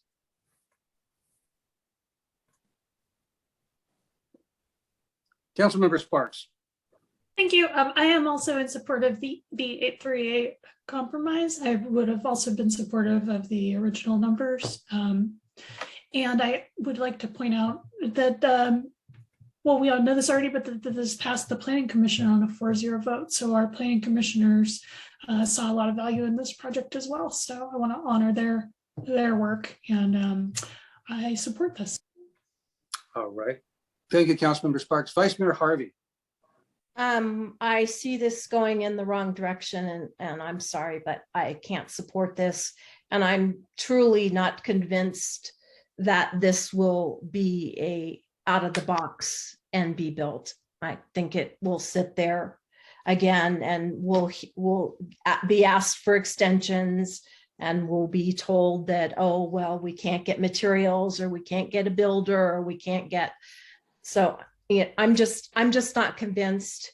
And I think our situation with our affordable units is only going to get worse. All right, thank you for that.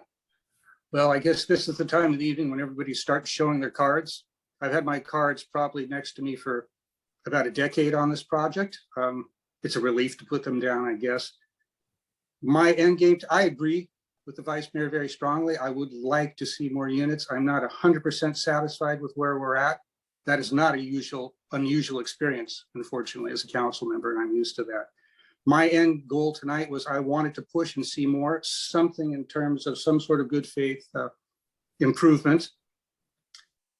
And if I got that, I knew I didn't want to vote against this because I think the benefits of parking that we fought for years, the benefits of the park, and other numerous things that we've talked about made that worthwhile, as well as the process. I'll give Mr. Elliott credit. The way he's conducted himself and done business with doing this has been, I think, has a positive impact, at least in my perception. It's just a difficult thing to know where this will go. I hope we're sitting here in a couple of years, this passes and done well. The negative part of me says perhaps it'll be just like Council Vice Mayor Harvey and I have seen many times for many years. But you caught me as developers in a good night, because many other nights, frankly, I was ready to say no to a lot of other projects. But you have a project tonight that I really didn't want to. And as much as I wavered back and forth, you gave just enough that I feel that I can satisfy this. So at any rate, I think we've all had a chance to share our thoughts. We've all beaten this down very thoroughly and worked it over well, which is a good thing to do. If everybody's equally unhappy, once again, we've succeeded. So with that, I'll look to my colleagues and see if somebody'd like to make a motion to adopt a resolution approving the, as described, the requested design review and density bonus with the addition of the changes to the low-income housing numbers.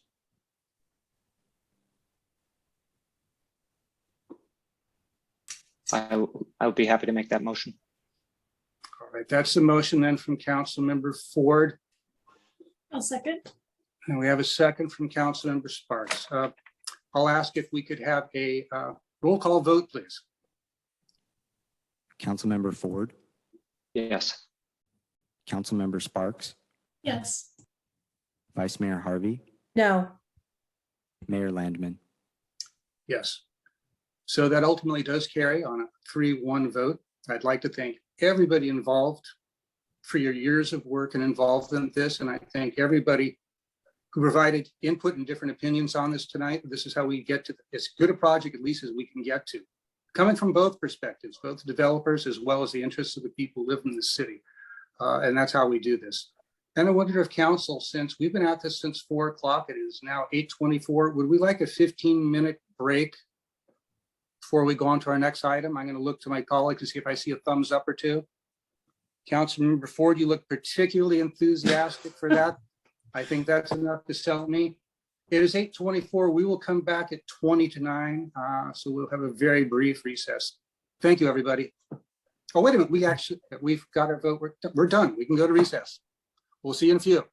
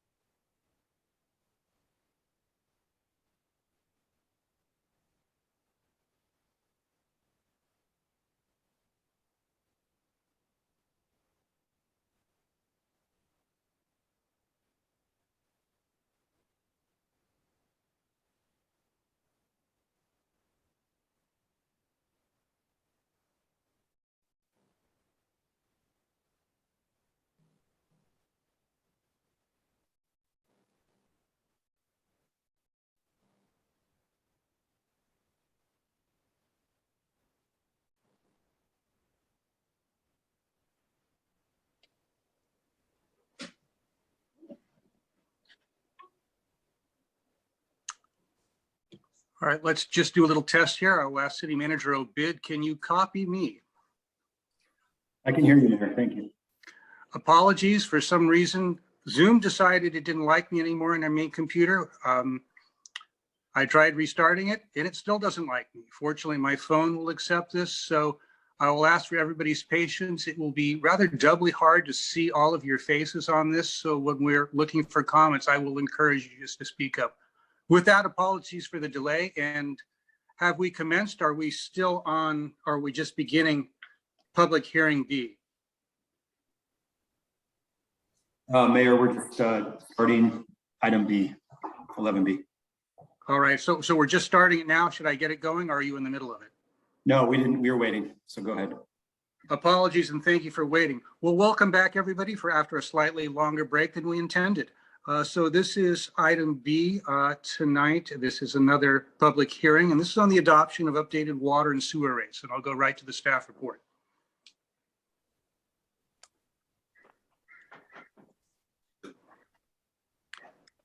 Mayor, members of the council, this is Craig Scott, Public Works Director, City Engineer. Tonight's item is to conduct a public hearing and then consider a resolution adopting a 5-year water and sewer rate program. In mid-December of last year, the council approved an agreement with Hildebrand Consulting to prepare the 10-year financial plan for both the water and sewer utilities and the 5-year rate program. Both efforts are combined in the water and sewer study accepted by the City Council on April 12th, when it set the date for this meeting and the public hearing for today.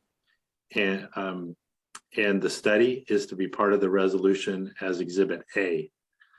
The timing for this requested action is appropriate as the prior 5-year rate program expired this past July 2021. If adopted, the new rates would go into effect tomorrow. The proposed rate program, if adopted, provides for 5 annual adjustments in the water and sewer rates charged to our customers. The program was derived from actual and projected costs of operating and maintaining these systems and paying for needed capital improvements. Revenues are to be established to sufficiently offset these costs. The city is following the Proposition 218 notification process with a notice and protest ballot having been mailed to all property owners with services on record at least 45 days prior to tonight's public hearing. The proposed rate structure is to be identical to the current structure, which encourages water conservation with an increased tier structure. The unit price of water increases with increased water use, thus discouraging water waste. Following the presentation, the city is to conduct a public hearing, and upon close of the hearing to tally the protests. That can be done by asking the Deputy City Clerk for the official tally, and make a note that it's approximate, as a thorough evaluation of it would need to be conducted if it were close to being 50% plus 1 needed to overturn a vote. And then, so once that threshold has been determined, the council would then proceed to consider adopting the resolution establishing the 5-year rate program. All right, so we have as a participant, Mark Hildebrand, who has prepared the study and we've been working with since December. Both myself, Angela Corder, our Administrative Services Director, and Damien Obed, our City Manager, have been working all very closely together since December on the study, and with Mark Hildebrand.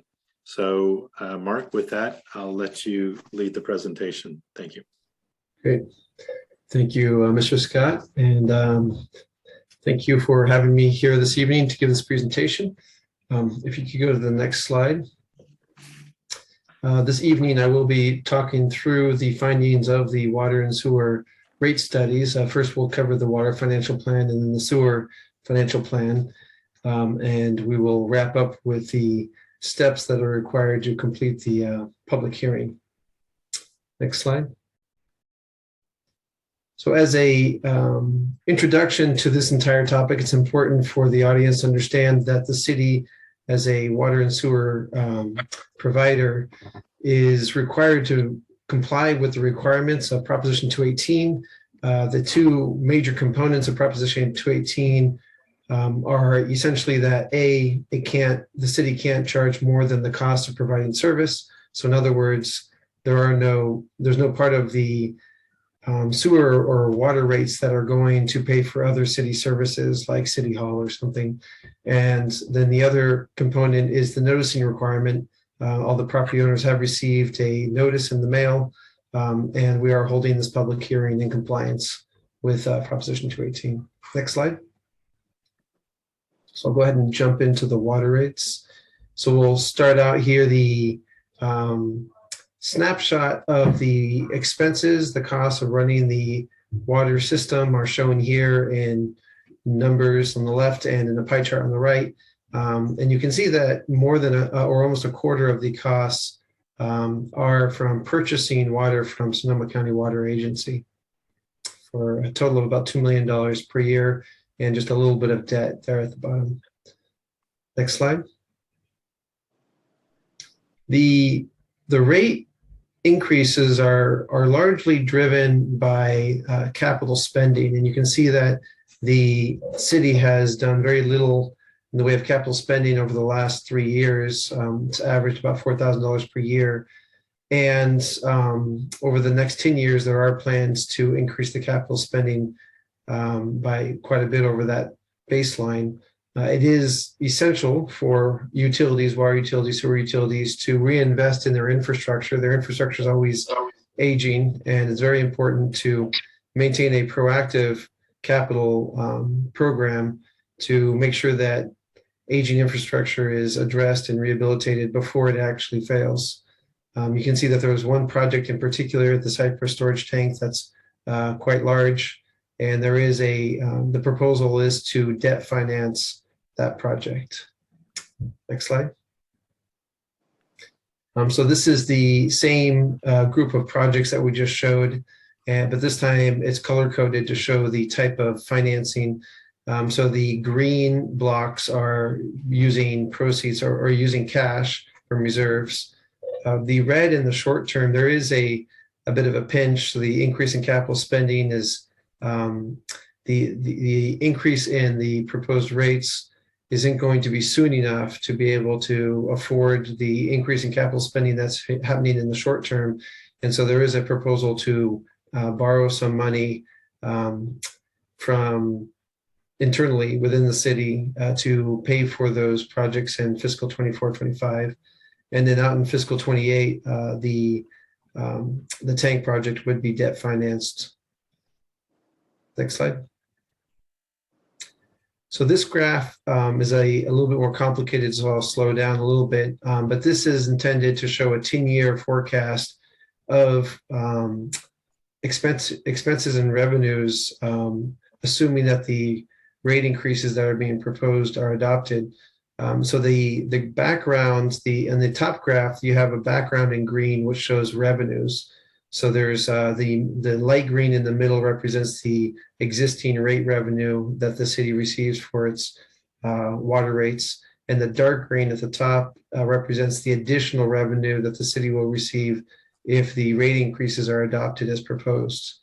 The foregrounds on that top part of the graph, the columns represent the expenses. So the dark blue is the operating expense, the hashed gray in the middle represents the debt service, and the light blue at the top represents the cash funded capital spending. So the way to read this graph is that anytime that the columns are taller than the backgrounds, than the green, that's a deficit year where you're drawing down in your reserves, and anytime the background's higher than the columns, then that's a surplus where the reserves are being built up.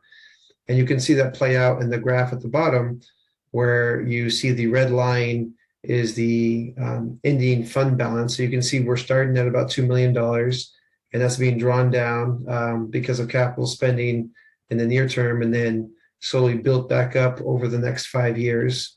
Again, part of the reason that you are able to rebuild those reserves is because you are taking that internal loan, and so you're not cash financing the projects in 24 and 25, as well as that major projects in 28, which is also being debt financed. So in the end, the last 5 years, you can see that the red line comes into equilibrium with your target reserve levels, which is the intent of a 10-year financial plan.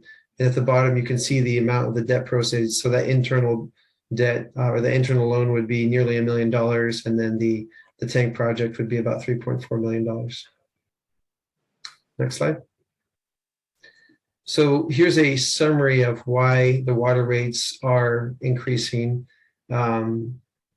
First, it should be noted that there was a rate study done in 2017, and the rates increases that are being proposed this evening are very similar to the rates that were anticipated to be needed at this time based on the 10-year financial plan at that time. So these rates increases are not a surprise, and they have been part of the city's long-term plan. Operating costs have increased by more than what was actually projected in 2017, namely water purchase costs for importing water from Sonoma Water have been going up significantly more than expected. Utility costs have also gone up more than expected. And then there's additional emergency operations and vehicle replacement costs, a lot of which was spurred by some of the recent fires. And then finally, there have been an increase in general contracts and chemical costs with the recent inflation. Finally, the last piece that's driving it is that the water fund had a debt that was owed to the sewer fund, and that's recommended that be paid down in full in the short term, largely because the sewer fund needs that money at this time. Next slide. So here is the proposed 5-year water rate schedule. It shows the current rates in the first column, and then the proposed rates in the 5 columns after that. You can see there's a fixed monthly charge based on the size of your meter. The vast majority of single-family homes would be the 3/4-inch meter. And then you have tiered water rates for 3 different tiers. So up to 10,000 gallons per month in tier 1, and then another 10,000 gallons in tier 2, and then anything over 20,000 gallons in tier 3 rate. All other customers that aren't residential, aren't single family residential, pay a uniform rate, so they pay the same rate. It's important to note that the weighted average of all of the tiered rates paid by the single family homes is equal to the uniform rate paid by all the other customers. So there is equity in the sense that the average rate paid by all single family customers is equal to the uniform rate of those other customers. Next slide. So just to put these numbers into context, because that schedule isn't very helpful, this slide is showing how their actual bill will look like in year 1. So this is using different types of customers. So if we just take the first row, if you take a low use single family home with a 3/4-inch meter, uses about 6,000 gallons every 2 months. Their current bill would be about $72. The proposed bill would be $76.29. And so the change per statement, which happens every 2 months, would be about $4.30 or about $2.15 per month. And I won't read through all of these, but you can kind of scan down the list of the different types of customers to see what kind of bill impact they can expect per month.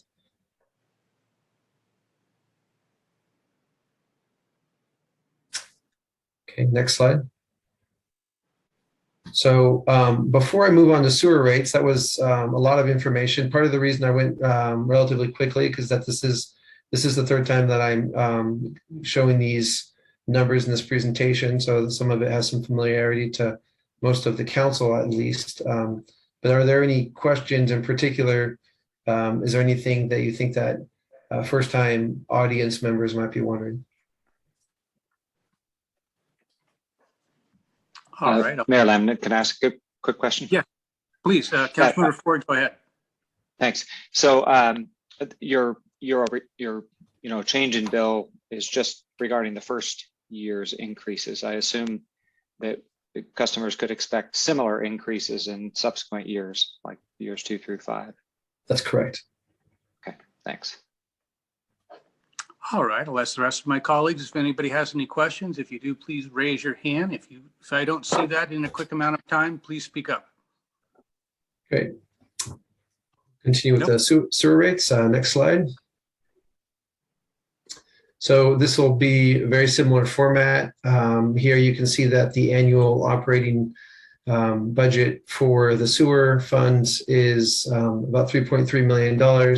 The vast majority of that expense goes to pay the sub-regional operation and debt expense. So sub-regional is the wastewater treatment plant that is operated by Santa Rosa. And so the city's services, the city collects the sewage and sends it to Santa Rosa at the sub-regional treatment plant where it's treated and disposed. Next slide. Again, this is, we see an increase in capital spending. This one isn't as dramatic as water. The recent average capital spending has been just over $300,000, and the average for the next 10 years is about just over $500,000 per year. But you can see it's because of project need and because of the criticality of some of the projects. Several of the projects are front loaded there. So you can see there's a lot of capital spending that's going to occur from fiscal 23 to fiscal 26. Next slide. And I apologize, I forgot the context of the slide. If you go back to the previous slide, this picture, the picture with the front-loaded capital was based on the needs basis approach. So in other words, this is the wish list that came from the city's engineering department based on capital needs. But once this was entered into the financial plan, into the model, just the recognition of the impact that it would have to front load those projects so much and to do them in such short order, we realized that the impact on the rates would be really hard to overcome. And so we asked the team to try to reprioritize and resequence the capital spending as much as possible without risking any failure of infrastructure. So if you go to the next slide, this is the revised capital spending plan. So it's all the same projects, but some of them have been deferred and the sequencing has been changed. And so you can see that the average capital spending is just below $400,000, which means that some of those capital projects actually got pushed out of the 10-year horizon. Next slide. And here again, similar graph showing the top graph comparing revenues in the background to expenses in the foreground. And again, anytime the foreground columns are higher than the backgrounds is a deficit year where you're drawing down on reserves, and vice versa. When the columns are below the background green, then that's a surplus year where you're building reserves. And you can see that playing out in the graph below with the red line showing that the reserves start at about $3 million and will be drawn down pretty quickly over the next 4 years, but then level out and bounce around, but keep level with the target reserve levels for the remainder of the 10-year period. Next slide. So the drivers for the increase in the sewer rates, again, the increases are similar to what was anticipated 5 years ago during the previous rate study. In addition, the sub-regional costs, so the costs that are determined by Santa Rosa, have escalated by about 6% per year. You can see that in the second bullet. One of the really unexpected things that happened was that there was a really large meter that measures the amount of sewage that goes from Cotati to sub-regional plant. And it was an old meter, and apparently it was reading wrong. And when meters go bad, they always underread. They never overread, right? The wheel spins too slowly. The wheel never spins too quickly. So in this case, they replaced this old meter, and they found out that Cotati had actually been they had been underreading the numbers for probably quite some time. And so that was I believe a 15 or 20% jump in volumes that were measured coming from Cotati. So that had a pretty big jump in the expenses that were paid by Cotati. Again, similar to sewer, water, there's some additional emergency operations and vehicle replacement costs that were created recently, and the increase in contract and chemical costs. Finally, the last piece is that some of the projects that are being scheduled and that are being completed is in the interest of keeping up with the street paving program. And this is a pretty important concept. When the city is repaving its streets, it's really important to make sure that you address any of the pipe replacement needs below that street before you go and repave it, because otherwise, if you repave the street and then just 5 years later you come back and you have to dig up the pipe, it's really a waste of money. And so that the city's making an effort to make sure that those capital or the sewer pipelines are being replaced in advance of the repaving program. Next slide. So here we have the 5-year schedule. Again, the sewer has a monthly fixed charge, a bi-monthly fixed charge, depending on the meter size, and then a uniform rate for flows, which are based on estimated sewer flows based on actual water usage. Next slide. I kind of go through that one kind of quickly because those numbers aren't really that useful. I find this table to be much more useful in terms of understanding the proposed rate increases.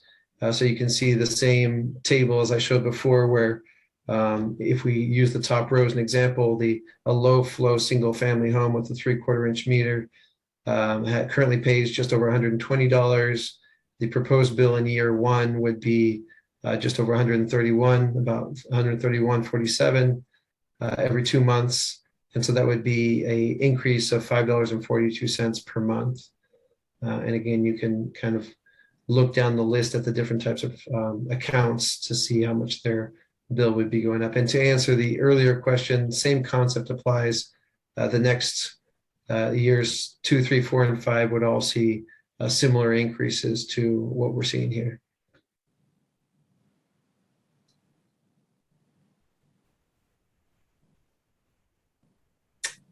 Next slide. And I'll wrap up with this slide.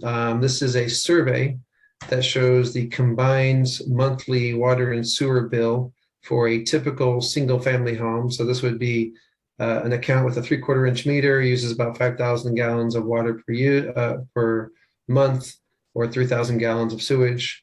And you can see the current rates, the existing current rates here, down bottom third of the regional purveyors or utilities, and the proposed rates would bring you up to the middle of the pack. I can attest, a lot of these utilities are either customers or I'm familiar with their situation. They will all be seeing very similar rate increases over the coming years as the city Cotati is. So I wouldn't expect the city Cotati to start leapfrogging any more than what you see here. So I believe this would be probably pretty consistent with your position for the next 5 years.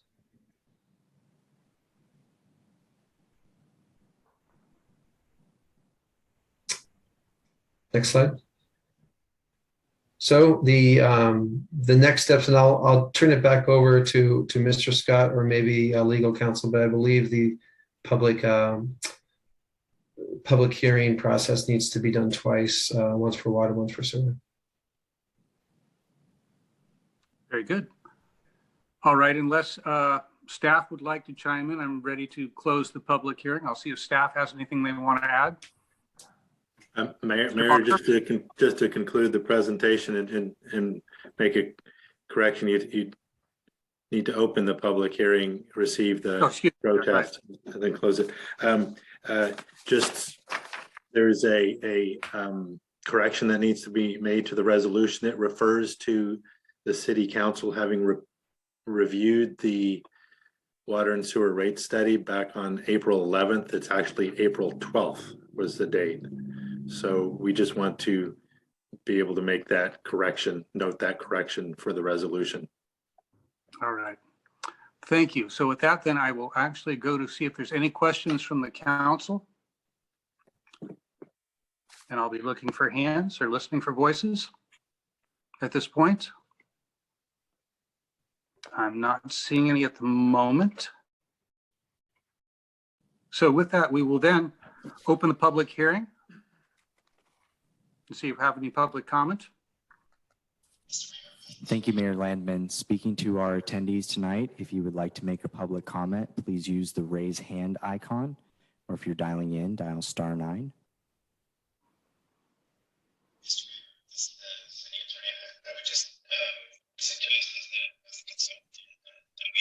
Actually open and close the public hearing for water and sewer separately. So this public hearing pertains to the We can't hear you very well. You sound like you're far distant. Kevin, I think you need to turn your mic. I believe you were suggesting that I have to, once we do our tally, close the public hearing, then we get our final count. We have to do that separately for sewer and in water for both and return to close the public hearing. Is that correct, Mr. Bacher? Can you hear me now? That's better. Yes. Yeah, I'm really sorry about that. What I'm suggesting is we should open and close both the water and sewer public hearings as separate public hearings. And then at the conclusion of both hearings, after the protests have been counted, the council could act on the resolution, which is a single resolution that addresses both rates. But the point is we want to have separate public hearings for each of the two rate proceedings. Excellent. Thank you, Mr. Bacher. And please jump in if anything goes astray, but we'll see if we can follow that guidance. And I'll begin by opening the public hearing on the subject of the water rates. Speaking to our attendees, if you would like to make a public comment, please use the raise hand icon.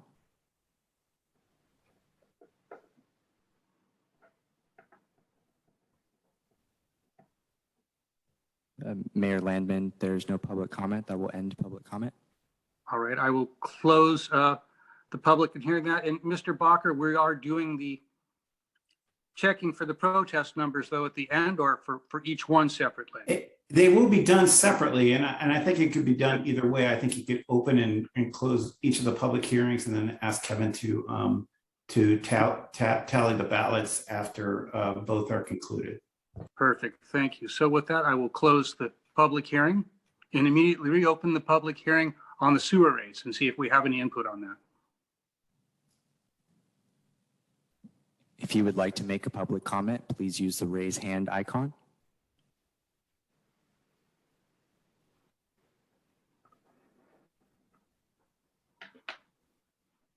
Mayor Landman, that will end public comment. Oh, it will bring that back. And so I will ask, close the public hearing and ask if we can have a final count or final tally rather of protests for water. The city received a total of 156 protest letters for water specifically. All right. And may I ask how many protest letters did we receive for the sewer rates? There were 157 for the sewer rates. Makes sense. Sewer is more expensive. My understanding is these are, of course, approximate, but they seem to be nowhere near. I understand the number for a protest to be lodged is over 1,323. Is that correct, Mr. Bacher? I do not have the numbers in front of me, but that number sounds correct in terms of that would be the number that would be required to be a majority protest. Craig, if you could please confirm that. That's Yes, correct. we confirmed with Angela Corder, our Administrative Services Director, that the current number of services is 2,643, 2643. So half of that is 1,322 plus 1,323. So the protests are well shy of that number. All right. Well, thank you. With those protests failing, then that means I will bring it back to the council for any discussion. And I'll ask if anybody has any discussion they would like to begin with, or if anybody wants to make a motion.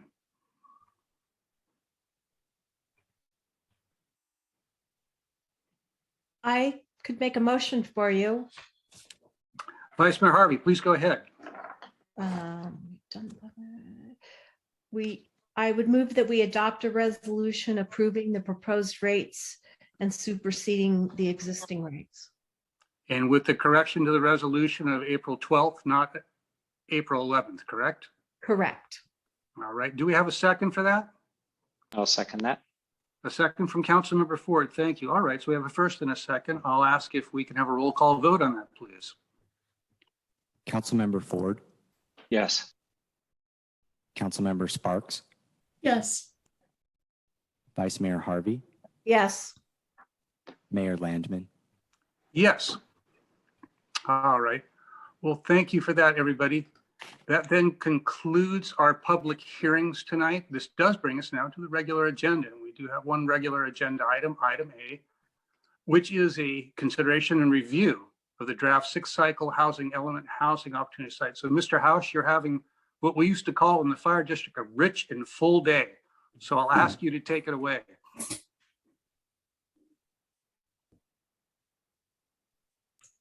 You're muted. Well, I'm sorry, I was still on mute. Thank you, Mayor Landman. There's another PowerPoint coming up, and our consultants will be assisting with presenting this item as well. Thank you very much, Noah. Good evening once again to all of you. We're going back into the housing element process to go over the housing opportunity sites. Primarily what I want to provide in this presentation is an overview of some of the procedural mechanics of how the housing opportunity sites are determined, and then go into the preliminary list of the ones that we've provided. Next slide, please. Next slide once again. So the preliminary sites assessment looks at RHNA, and this is a major feature of the housing element process, really by identifying where in the city housing can be developed in the next 8 years. Just want to emphasize that this is fundamentally a zoning exercise. There's not a stringent requirement that housing is built on those sites. There's also not a requirement that those sites need to be developed as housing within the 8-year process, although it is important to ensure that there's an adequate inventory of sites in compliance with the city's RHNA, which is 234 units, as you know, spread across a variety of income categories. As we were talking about in the last item, it's very low, low, moderate, and above moderate. Extremely low is not considered within these 4 categories, but the very low income category, which has 60 units for Cotati, is split in half with 30 for ELI and 30 for VLI. Next slide, please. So when it comes to determining the preliminary sites assessment and how to be viable in terms of reaching the RHNA, there are a couple of different areas beyond sites where we look first to be able to see where the city is accomplishing housing production and where that number can be diminished in terms of the amount of sites that need to be identified. So first and foremost, the most obvious one is your pipeline of projects, your planned and approved projects. As long as they aren't counted in the last RHNA cycle, whether through certificate of occupancy or permitting, depending on how the city's doing it, they can be counted within the next cycle. So a substantial number of units are counted under that. There are also ADU development assumptions, which I'm going to go into in a moment. These are spread based on income category that were determined regionally. There was a regional study that was done to estimate how ADUs are actually occupied on income levels. So this is pre-certified by HCD computed by ABAG and able to be used in your development assumptions. So that is subtracted from the RENA as well. In addition, the first area to look in terms of identifying sites, not the pipeline or the ADUs, is looking at reusing ones from previous sites. There is legislation that places additional scrutiny on the reuse of sites in successive cycles, but you still have the ability to use some from last cycle, as long as you can prove that there's some likelihood of development and as long as it can be determined viable in some other way, that there's actually a likelihood that it's going to be developed as housing. In addition, sites are included that allow for housing. Again, this is a zoning exercise, so this is really looking at the ones where existing zoning would allow for zoning to be able to occur, and a site is considered stronger if there's exhibited developer or owner interest. I'll also add that in addition to owner interest, there's been a regional effort with a panel of developers, market rate, affordable, a variety of different housing types that have gone through and vetted a number of sites and exhibited whether or not it's been determined to be developable. Next slide. So going into the calculation of RENA credits through ADUs, this is determined by looking at the average over the last 4 years of the amount of ADUs that the city has been producing. You can see on the left column there that Cotati has been permitting three ADUs per year. So over the course of the planning period, this is 24 ADUs that you can reasonably assume will be able to be developed in the planning period. So that's 3 extremely low income, 4 very low income, 7 low income, 7 moderate income, and 3 above moderate income. It's important to note that if these units are not developed, then that is a possibility for the city to get into a no net loss territory. So it's important to have those programs that we referenced earlier in the evening to facilitate the production of ADUs, in particular at a variety of affordability levels. Next slide. So this is the big chart that goes into really where we're looking at how to assess the RENA. So looking at the top portion here, we have the pipeline of units that have been planned and approved.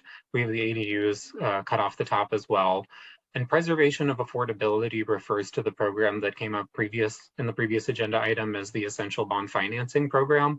That's the JPA program that's looking at the conversion of existing market rate, often naturally occurring affordable housing units to deed-restricted affordable housing. So with this, with that alone, you're looking at a pretty good share of your RENA covered without even using sites at all. So with that considered as well, you have 307 sites that could potentially be reused from the 5th cycle housing element. Additional potential housing sites that have been identified with zoning that would be able to support housing. Not as much on housing that would be able to be built at densities required for affordable housing. So those are mostly getting you market rate. And then there's a number of units as well, in addition to the ones that are planned and approved that are allowed in the Santero Way specific plan. So overall, you're looking at a pretty hefty surplus in each category. You can see that in the RENA surplus or shortfall category, you're still 20 units shy on extremely low income units. And the reason that that is combined in terms of the percentage of RENA met is that the state allows in this zoning exercise for all of the lower income categories to be consolidated. So with that in mind, you have 149% surplus. With that being said, it is important to have programs that facilitate the production of extremely low income units because you're still on the hook to be able to make sure that those are developed. Luke, can we just elaborate on this a bit? I referenced this slide in my previous production or discussion because it's interesting to me. So just to elaborate, we're allowed to consolidate extremely low, very low, and low income for this zoning exercise to identify the housing sites, not for any other purposes under RENA. Correct. Thank you. Absolutely. So in terms of getting into no net loss, again, that's the law that says that you have to have an adequate the inventory of sites that are maintained throughout the housing element process, and you really don't want to dip below your RENA. So we would never advise a jurisdiction that you should have between your sites and your pipeline and ADUs that you're meeting exactly 100% of your RENA, because a site could develop as something else, and then you're in a lurch and you have to find something else to replace it, which you can do through the APR. But it's generally better to have a buffer. So generally we recommend having a buffer of about 30% or 130% of RENA met overall. So when we look at the overall income categories, assuming that every single site from the fifth cycle is going to be reused, you're dealing with a pretty a comfortable surplus here. So really when we go through the sites, we're going to be looking at areas where if there are sites that are listed in particular for reuse or any others that are on there that really just don't seem like they will work well, those are the kind of comments that'll be really helpful for us for refining this list down to the ones that are most suitable to be included in your site's inventory. I do want to just pause here in case there are any quick clarifying questions, because I know the start can be a lot. I see a hand from Councilmember Harvey, followed by Councilmember Ford. Please go ahead. Could you elaborate a little bit on the ELI? Because it was said in the previous, one of the earlier items, that this is really only homeless housing and not really housing that gets built by developers. Could you elaborate on that for us? I wouldn't say that that's the case categorically. It's housing for anybody who has 30% of area median income. With the amount of funding that has been supplied through Project Homekey across the state, it is true that a lot of jurisdictions have been meeting their ELI requirements through homeless housing, but it's certainly not the only way to do it. Okay, thank you. Thank you. Councilmember Ford. Thank you. My question is about what's the requirement for a site to qualify as a possible site for very low, and what's different about a site being suitable for extremely low? Is it an even higher density requirement to be eligible to count for ELI? For all lower, it's the same. So as we had discussed in the prior item, you're not designating sites for particular levels of affordability. You just have to make sure that the underlying zoning has a density that supports the development of affordable housing. The number that's given by the state is 20 dwelling units per acre. However, if a jurisdiction can prove that they develop affordable housing at lower densities, then they can use that as the threshold. Okay, but then why are there 10 sites from the fifth cycle that are suitable for very low, but that aren't suitable for extremely low? But that's a good question. I don't know what the difference is. How does a site get in the ELI column or the VLI column or the low income column if it's the same density, requirement? Yeah, Jane, do you want to take that one? I wish we had Elliot here so he could break down specifically why these were in each category. Generally, for the sites that we're reusing, we are breaking them down the way that they were broken down in a previous housing element, but I'm not sure that ELI was a factor in the previous housing element. I think Noah said that it was not. That's correct. It was not. And I think also because the assumed level of unit development from the fifth cycle properties is based on inclusionary housing. And as we discussed in the previous item, you're not likely to get extremely low income units as a part of an exclusionary program. Correct. But these are right. Okay. So what's important to understand here is that for the purposes of this table, for the purposes of showing adequate sites, we take that whole ELI, VLI, LI, and we lump it together. That's what you have to demonstrate, is that you have enough sites appropriately zoned for all the different income levels of low income. And that's the 20 units per acre. So the percentage column at the bottom, or the percentage row at the bottom, where we've combined those three columns, that'll be throughout this table. So this is shown more detail for you guys to see where the difficulties might be. You can see that there's a gap in ELI. Because there's a gap in ELI, I'm assuming that the analysis that we do for the need plus the units for ELI that are available will show that there's a gap. So you do have to have a program to promote ELI, but you don't have to have sites specifically for that income group. Right. Okay.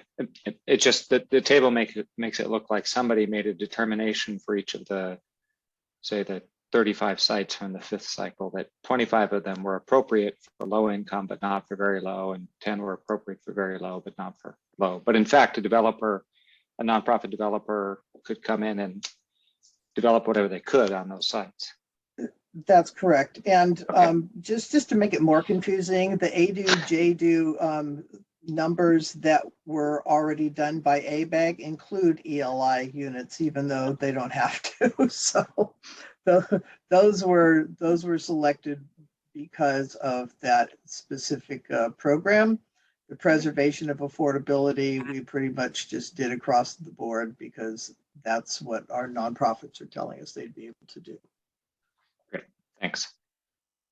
All right. Since we're asking questions, I just have one quick one. It was mentioned just before we started comments that our surplus is comfortably high, sitting at about 150% roughly in terms of sites, and that usually the recommendation is about 130. And I just wanted to double check if the recommendation is we need to trim that a little, simply because I remember hearing earlier tonight, or maybe it was late this afternoon when we started, but hearing earlier that there was a concern about having too much property, too much potential sites in a element that RENA could, if it isn't all developed, may say we're not producing enough. Could you just speak very briefly to that? The concern is actually that if you use all your sites in this housing element, it will be more difficult to justify the use of them in the next housing element. So you don't want to put in many more than you have to have in here, because that makes the criteria even harder next time. So with that in mind, would we be better off trimming this a bit and saving some of this? Getting back down to about 130%? I think that's what the exercise that we're asking, for you to prioritize sites that could be trimmed so that we can get. Understood. Honestly, I'll probably be looking for a staff recommendation on too. I think that would have been part of it, but that answers my question. Thank you very much. And I'll just add, Mayor Landman, so that's, and thank you. I should have provided more direction. We will be focused on the developer-owned properties that have expressed interest in developing, right? So the ones that we know there's people who are owning them or are wanting to do something with them are the ones that we're going to recommend get put into the as a housing opportunity site this round, knowing we have capacity built in with some of these other larger sites that maybe aren't owned by developers or haven't had anybody express interest on them.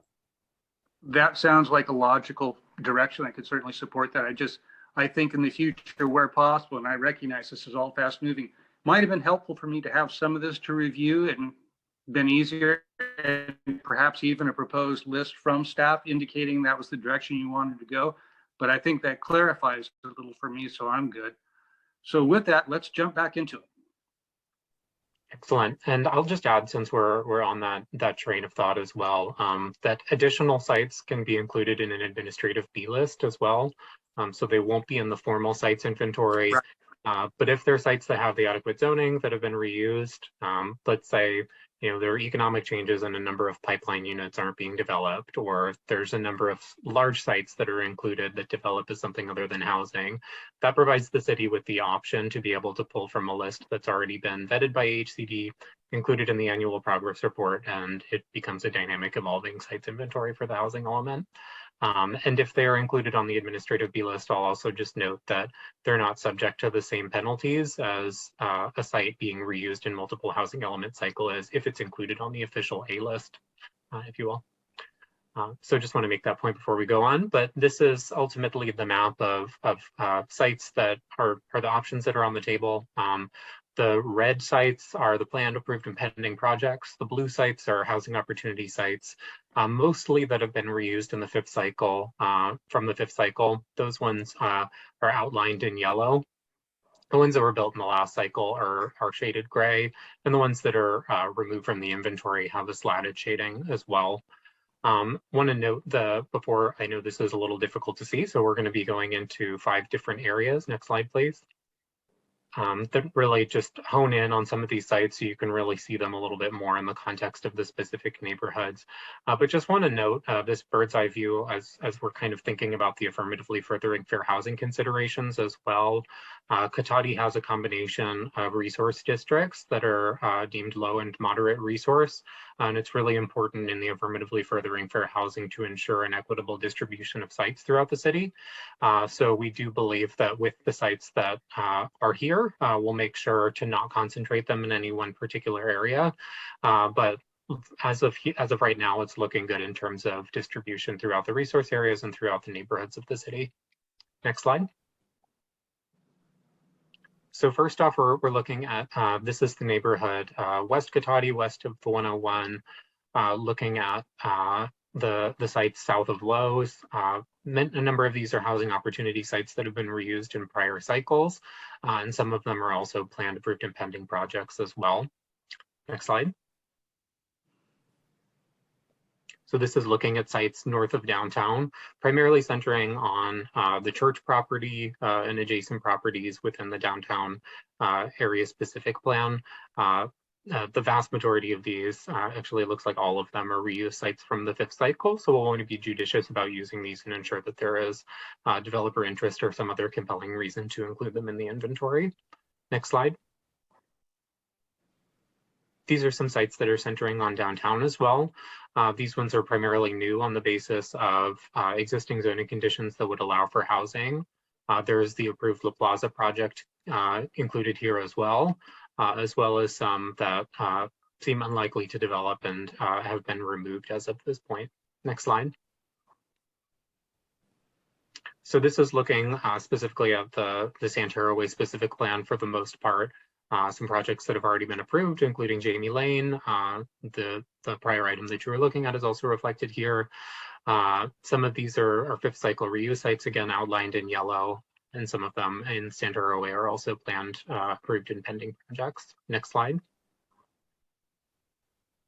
This is looking on the south end of town. Again, some of these are planned and approved. Some of these are new on the basis of zoning, and some have already been built as well. Next slide. And so those are it. That's so we're turning to you for discussion and questions on these sites. Admittedly, I think that Noah will have the best sense about some of the specifics of these sites. And so this is really the opportunity for the council to provide local knowledge on the type of sites that you think are worthwhile for us to continue in this inventory. And just want to note that this is going to be an evolving process as it goes through into the admin draft housing element as well. And I would just add, thank you, Luke, but just for the council to think about, just if there's any really like red flag sites that you think are very problematic, that's really what we need to hear right now. The goal is to take all of the kind of the rubric of requirements from the state to reuse sites, the properties that we know are owned by developers that have developer interest, and then any other input we received tonight, and use all of that information to come up with a proposed housing opportunity site list, and then also the B list. Okay, well, that's a perfect segue. I'll open up to the council and see if we have any questions for our staff or any first. And I see a hand from Vice Mayor Harvey. Please go ahead. So Noah, can we talk about them on the bigger maps to kind of go through with them and get your thoughts from the bigger maps? Would that work? I think that's the best way, just to look Okay. at those slides as they're zoomed in on different parts of town, and exactly. Okay, thank you. That would be helpful because the bird's eye view map is a little bit hard. Yeah, exactly. And it's probably even harder for Mark on his iPhone. So Kevin, if you could bring the presentation back up and go back, yeah, that's right.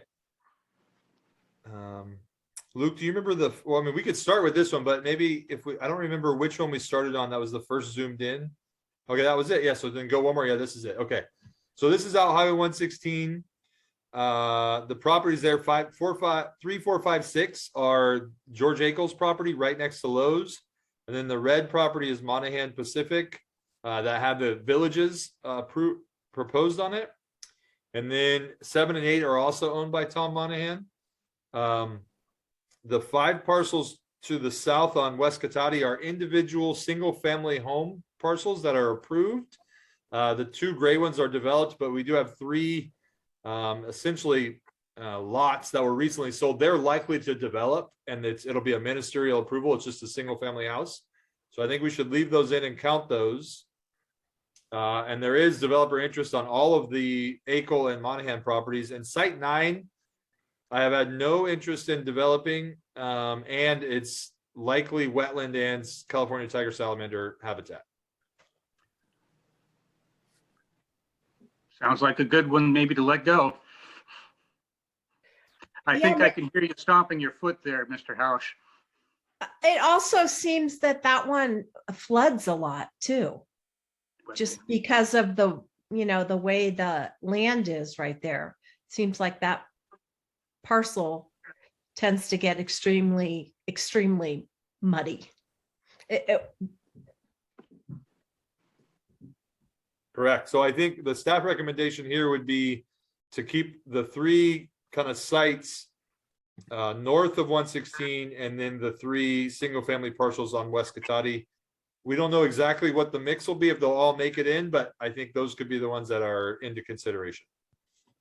All right, I'll just act for, and come to think of, before we get into deliberating on this, we're asking questions right now, but perhaps we can go to public comment, I'm thinking, and then come back and perhaps, no, if we just go through each area with this, you present it quickly, we'll see if we get approval and what input we get from the council, since these are all our neighborhoods and we have various knowledge. Maybe that would be good to go if my colleagues agree, and let me know if you have anything you'd rather ask first. Is there agreement we can go to public comment? All right, with that, I'm going to ask if we can go to public comment this item, please. Thank you, Mayor Landman. If you'd like to make a public comment, please use your raise hand icon.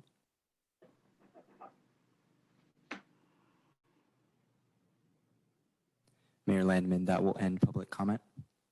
All right, thank you. I'll bring it back to the council then. So we were looking at this first one. I want to check before we move away if anybody else has any other further comments, or if you're in general agreement with what Mr. Hausch suggested. I'm not seeing any hands go up, so I know I'll ask you to go. Sorry, Mayor Landman. I just want to make sure that, no, you said the 3 parcels north of 116. You mean everything north of 116? Yes. Yeah, those 3 sites, exactly. I apologize. Okay, thanks. Yeah. And I will encourage you tonight, everybody. I can see you on the list, but in case if you're not getting seen and something occurs to you, do go ahead and jump in like Mr. Ford did. That would be helpful to me. All right, no, let's go to our next area. So this is on Old Redwood Highway. Site 15 there is right next to across St. Joe's from the hotel site. So that was owned by Steve Moss. He has indicated he does not plan to build a new Oliver's store there. So I believe that parcel is actually listed for sale right now, and developers are interested in it. Site 17 is the site south of that has kind of the old Motor Lodge hotel development that's now rental housing. That's also owned by a developer, Cornerstone Development. The issue with that is there's a lot of additional rules around displacing existing residents, and especially if they're in a low income category, which some of those folks likely are. But I also know that there is interest in developing it. 14 is owned by the church, which they have a lot of underutilized property, but I don't know that they have any plans to develop. 18 is an underutilized property, but has never called us to develop. I think 13 is also owned by Steve Moss, so that's likely that 15 and 13 are likely to be a package deal. And then 10 and 11 are also owned by developers. So that's my knowledge. The ones on the other side of Old Red, I'm not familiar with them. I haven't had a call on them. And Damien, I don't know if you have any insight onto those properties. Sure. I mean, more specifically, parcel 39 is owned by just a person in Petaluma, not a developer. Parcel 16 is owned by Paul Oliva, which is the same owner as between the gas station, you know, that gas station on the corner of George and Old Redwood Highway, and the Hub Cyclery Zone Music building.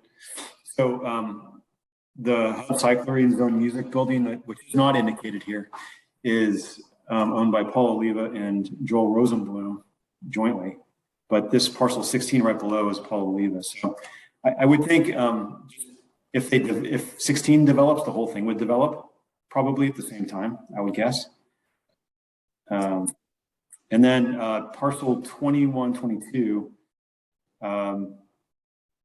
that I believe is owned by, he's a single family home builder. He built the house right next door to it on the corner of El Rancho in West Cotati in the last couple of years. Although I haven't heard that he's interested in building that yet, but he's been building houses sort of one at a time as a custom builder. Great, thank you. So with that, I would recommend likely keeping 13, 15, 10, 11, and 17 in the mix. And that'll likely give us enough properties in this part of town to consider, and even with the potential for the relocation of other issues with some of them being currently developed or occupied, we could use that into consideration as we put together the list. Mr. House, I would imagine, I would agree that most of the stuff on the west side of Old Redwood Highway, probably, you mentioned it might only go as a domino, and I would think that domino would be kicked off by actually the stuff on the east side, by the stuff on the west side going. So you need 15, 17, some of those go. And then I think Mr. Olive and Mr. Rosenboom might be interested in moving their property, but I'd be surprised if they did it too then. So that might be the wiser direction to go. But I bet there's interest there when that finally starts. Any other suggestions? Mr. Mayor, I have a question. Please do. Site number 10, doesn't it have a car wash on it at the moment? It does. But it's zoned to allow residential development? Yeah, mixed use. So that's an excellent point. I apologize for not making this.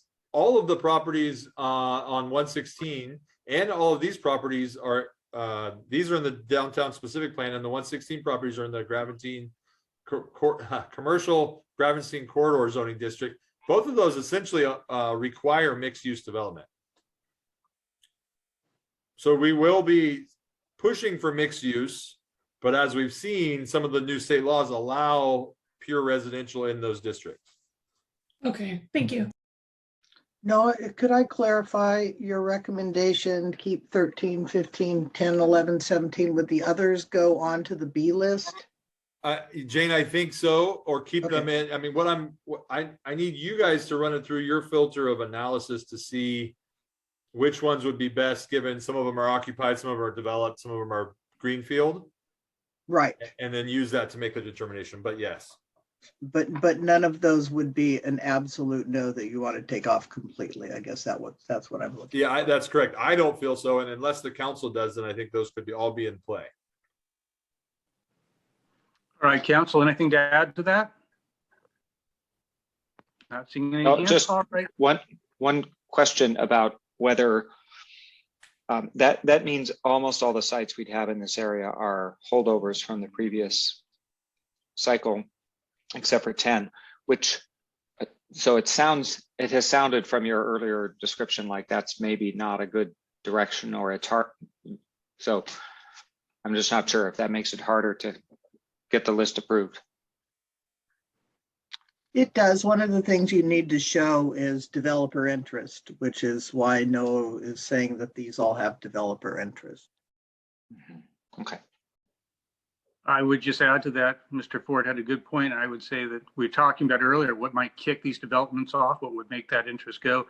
I think there's, as I talked, some of the smaller things to the east across the street are watching to see 15, 17, 13. If they go, 13, 15, 17 are watching that hotel property very closely too. So there's probably, and in theory, from what we're told, that may be in the offing. It's not unreasonable to expect we could see that in the relatively near future. But at any rate, so that does add to, there seems to be interest in, and once that starts, that would lead to having that go. Yeah. Mayor, can I ask a question? Please. 18, can you talk to me about that? Because there's an existing house. Is there not? on that property? There is an existing house. That's correct. So it's just I was working with our consultants. I just identified essentially all the larger, either underdeveloped or undeveloped properties that we have in town. And I knew that there was going to be some challenges with reusing, and a lot of our sites are reuse sites. So then I tried to find some additional relatively large parcels that had a density high enough that would allow them to fulfill the zoning analysis that we need to show that we could meet our RENA to the state. And is that an individual owner or a developer? I guess That's an individual homeowner. And have they expressed an interest in developing? They have not. That gives me some pause, since we had some issues around that on one of the other lots. Yeah. All right, but you're not gonna put that one on that A list, right? Exactly. And I think the only issue is just if we run into being able to satisfy the RENA the zoning exercise for RENA based on all the other constraints, the reuse, the occupied, and the developed constraint, then we're going to need some either really underdeveloped or undeveloped properties to kind of fit in that. Now, because this has kind of come up before, do we need to let these private owners know that we're putting their lots out there as possible development? So I don't know if there's a legal requirement, and Jane could speak to this, but I always advocate for full disclosure of any land use decision the city is making regarding somebody's private property. So I would, at a minimum, send them a letter and have them call me and chat with them before we formalize it. Right. Okay. Absolutely best practice. Because we're not rezoning, there's not a legal requirement to notify the property owner, but you don't need them coming in at the last minute yelling at you. And we have had that, so that's why I'm being extra cautious. All right. All right, I think then we're ready to move on to our next area. So similarly here, the only new property on here is 19 and 20. And so that's the relatively large undeveloped properties just past the corner of El Rancho on East School Street. It wasn't a reuse site. It's kind of large. I know there's been some interest over the years in conversations about it. So I like this site to have in our back pocket in case we run into some constraints meeting all the other criteria, because it's not a reuse site. But I wanted to get some council input because it is right in the middle of a neighborhood. I'm sure there's been conversations, that have come up. Even actually in some of the outreach meetings I had, I talked to somebody who lives in this neighborhood about this property. So it's just worth having a conversation with council just to check in. Mark, you might remember this, but it seems to me that site 20, or Damien might remember, it seems like that site has come up multiple times about possibility for development. Now 19 has a house on it. Yes.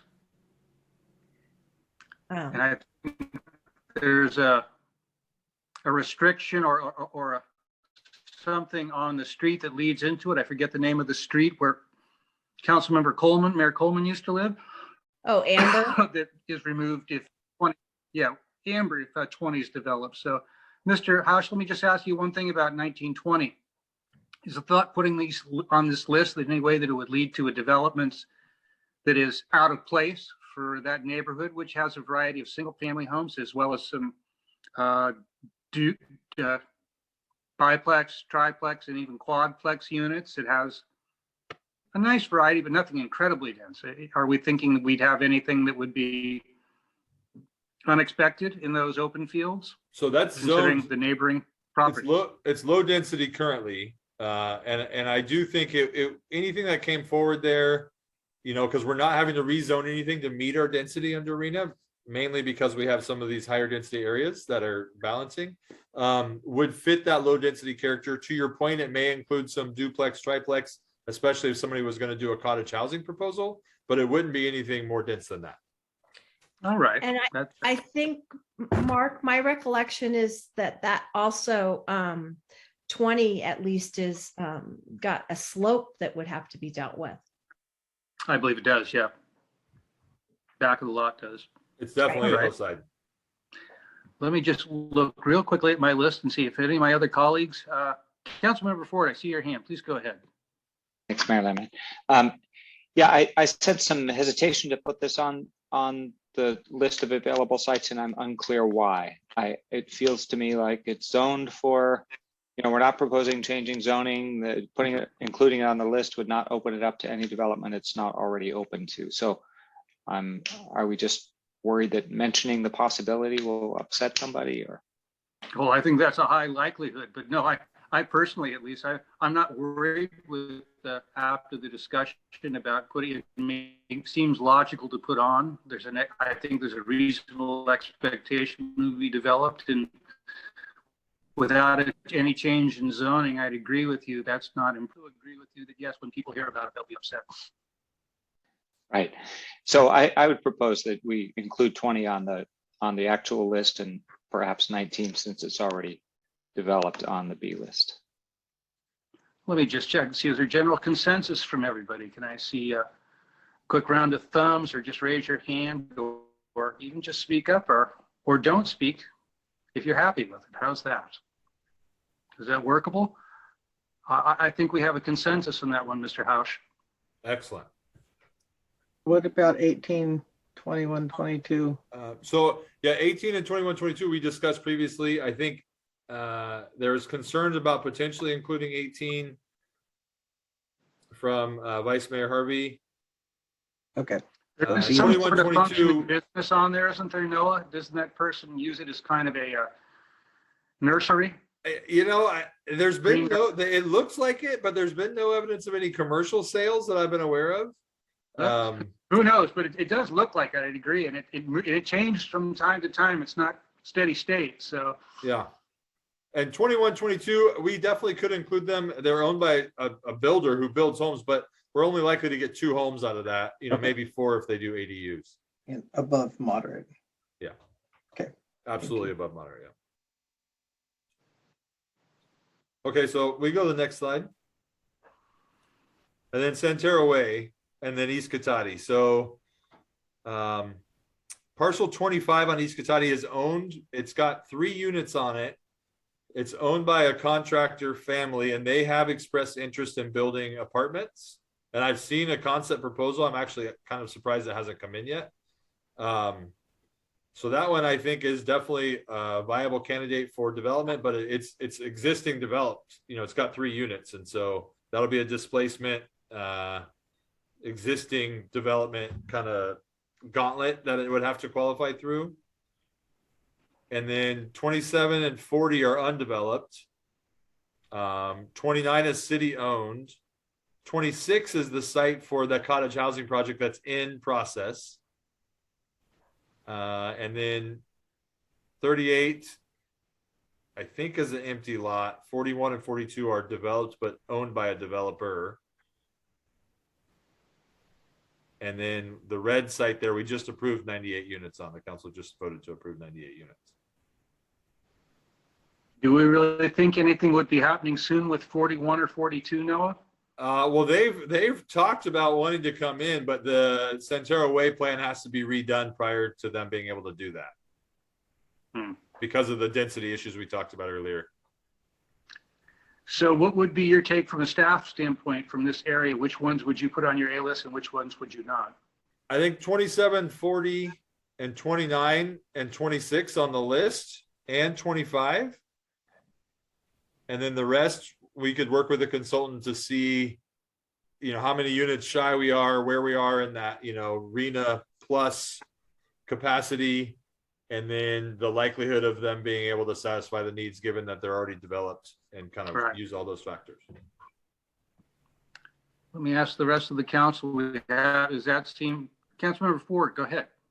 I'm fine with that proposal. I just wanted to, 27 and 40 would also need the Santero Way specific plan rework before they could develop housing as well, right? That's correct. So, that is correct, but they're vacant. Right. 41 and 42 have additional issues with egress and things like that as well. Correct. I think. That's exactly. So, yeah, it seems more likely. 27 and 40 certainly seem more likely. Okay. Yeah. All right, I'll look one more time, see if there's anybody else that has a question or comment with this. If not, do you have what you need on this area, Mr. Hausch? I do, unless Jane or Luke have anything else. Ms. Riley, does this work for you? Absolutely. Thank you. Perfect. All right, Noah. And then this is the last slide, I believe. And so the Lasker Lane 6-lot subdivision you all are familiar with. That's still entitled, but the gentleman who owned it passed away, unfortunately. And I think there's just kind of a lot of struggles. He had investors, and it's unclear what's going to happen with that. But those 6 lots are there, and we're pushing them to record those, so that way they at least vest those rights of the parcels. And then the parcel south of Clothier on Old Redwood is in for development right now. 34 single-family homes above moderate. Number 1 is actually the property I was most interested in hearing from the council on whether to include it or not. It's a large vacant parcel, but it's completely, in a neighborhood. And I'm just not, and no one has expressed interest in developing it, but I just really would be interested to hear council perspective on it. Lot 2 recently was purchased by someone who is just using it as a single family home. They're a relatively young family. I don't know that it would likely develop soon. And then 30 through 37 are lots that were approved, but they have tiger salamander mitigation requirements. And that's been a real struggle. They're for sale now, but it's been a real struggle for anybody to pick them up. I do think it's likely that they will change hands and a developer will purchase it at some point over the next cycle. Mr. Hausch, could I ask you, just so I can help orient myself on the property you wanted to hear from us on, property number 1 off Myrtle? Is that the one that has at least 1, maybe 2 old, kind of more like farmhouses and the old white picket fence in front? I think so. And it goes back, and it is a long, narrow, if I remember, kind of. Yeah, Mayor, I believe your recollection is correct. It's basically a really large, undeveloped or lightly developed property on the south side of Myrtle, right past the park. That's correct. So have we ever heard any interest positively or negatively in terms of development from the property owner? Never. Since I've been here 3 years, never in my time. Yeah. Well, there may be no fish biting on it, but it is a likely suspect in that location, certainly, in that size. Okay, so then it'd be my recommendation to likely not include 2, but to keep 1 and then the 30 through 37 as options because we may need them given that they haven't been used before. And then definitely keep the Clothier or the Redwood Highway parcel south of Clothier and the Lasker Lane because that was a subdivision. Okay. Just ask the council, is that sounding good? And I see hands in this order from Vice Mayor Harvey, Councilmember Sparks, and Councilmember Ford. Go ahead, Susan. Yeah, parcel number 1, I'm a little bit worried about that parcel.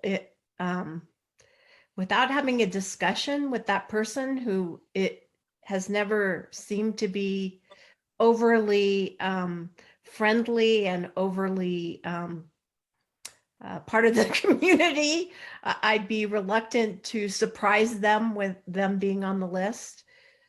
So that's my only concern with that. I mean, they have the whole property all locked. You can't even go with all kinds of signs all over it. And I'm just reluctant on that one.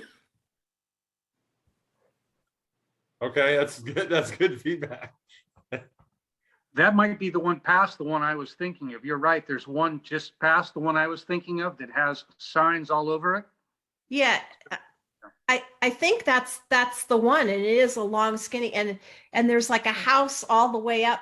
You know, you can't even see the house. It's way up there on the hill up there.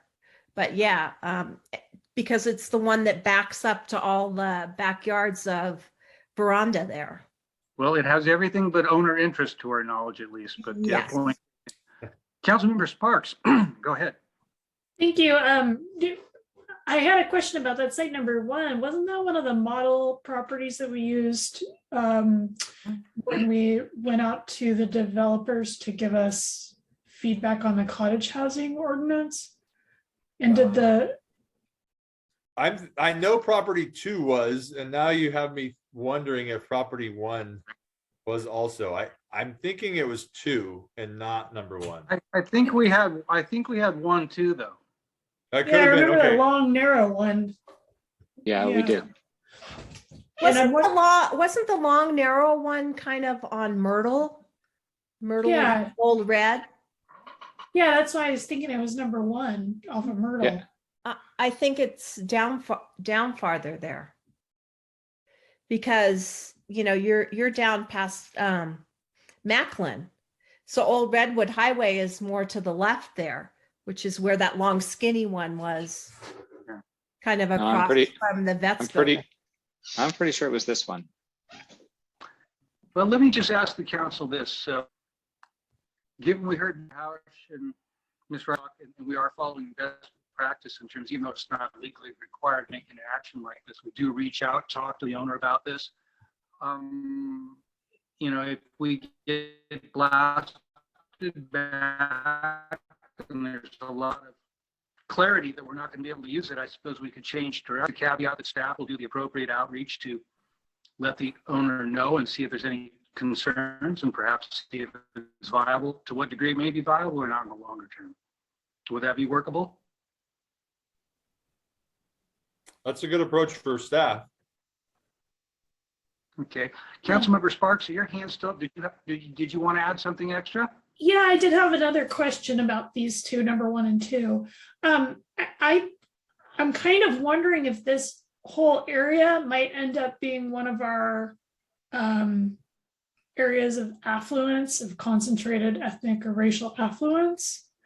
And I'm wondering if having opportunity sites in that area is helpful, if Jane can address that. It absolutely is. Yes, and I was going to make that point that it would be helpful to have, even if you don't have 100% buy-in from an owner, if you have a not really interested but not disinterested kind of attitude, as long as the owner's not going to come out and say, absolutely don't want my site listed, I think it'd be really advantageous from an AFFH perspective to have a site in this neighborhood. Well, thank you. All right, let's see. Councilmember Ford, I see your hand up. Go ahead.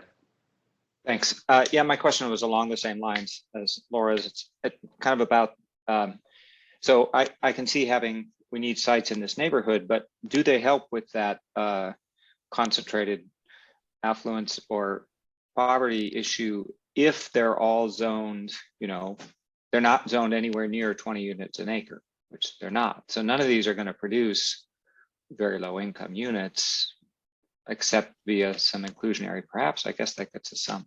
Yeah. Well, and the cottage. And cottage, okay, right. Yeah, right. I think that's so low to moderate income, maybe some more affordable by design, duplexes, that sort of thing. That's Okay. the only thing that's going to fit in with this neighborhood anyway. Yeah, okay, thanks. All right, so I think I'm hearing there's some general consensus. Is that enough for you, Mr. Hausch? Does that work? Absolutely good for me. Again, Jane and Elliot, or I mean, Jane and Luke, do you have anything?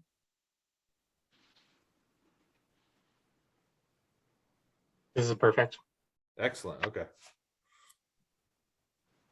All right. What are you waiting for? So, Mr. House, let me ask you, I believe, did you say that was your last area for us to look at then? I believe so. Perfect. So I'll ask if you have anything else you want from the council in terms of direction. I'll ask the council if they have any final comments or direction they'd like to give you. I don't have any other needs. And I'm not seeing anybody else jump in. It's we've been at this since 4. It's after 10 o'clock. I think we're all beat down enough that we're being a little quiet. But good. I think that works then. So we'll bring this back then, and thank you everybody for your help with that. So that does conclude our regular agenda. having given direction. And this takes us to item 13, which is the city manager's report.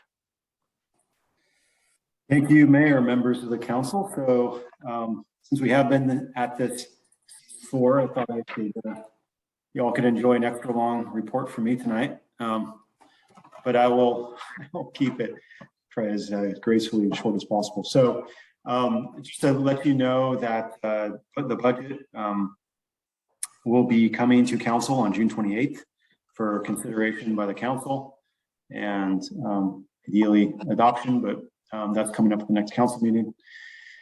Also, in the world of public works, Pocket Park was cleared recently. A lot of the, a lot of the plants have been marked for saving, but a lot of the other stuff was pulled out, just some of the underbrush and things that wasn't part of like sort of the final planting plan. So that was pulled up by Public Works, and the work is supposed to begin with the contractor the middle of next month. So that's coming up soon. And just a reminder, there is still a free COVID testing site available weekly at the Cotati Park and Ride, Tuesday and Wednesday, 8 a.m. to 4 p.m. And they do have the telemedicine there, so doctor results or consults and treatment are available to those who test positive and qualify. And appointments are available on the lhi.care website.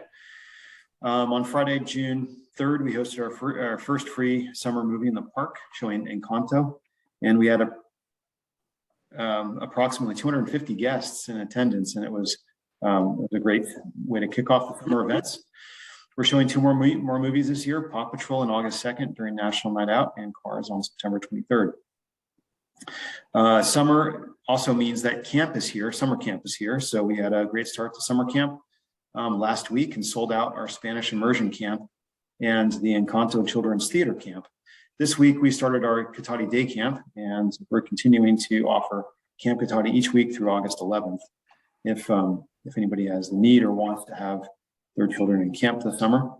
Other camps coming up include the farm camp at the ranch, the Veranda Fletty Ranch, where children will get to learn about the daily operations of the farm, including chores like feeding and checking on the animals, working in the gardens and learning about different flowers, fruits, and vegetables that we grow, and also creating artwork. We're also offering another session of the Encanto Theater Camp, Matilda Theater Camp, and the Encanto themed gymnastics camp. So it's a popular movie this year. Kids Day is coming July 9th, and the theme this year is Peace, Love, and Cotati, where we're celebrating the 60s decade with all things peace signs, music, and tie-dye. The day will be, it's your normal Kids Day, full of fun, free pancake breakfast at the Church of the Oaks in the morning, parade through downtown, a talent show, another live entertainment, and of course the famous diaper derby. Never be the same without that.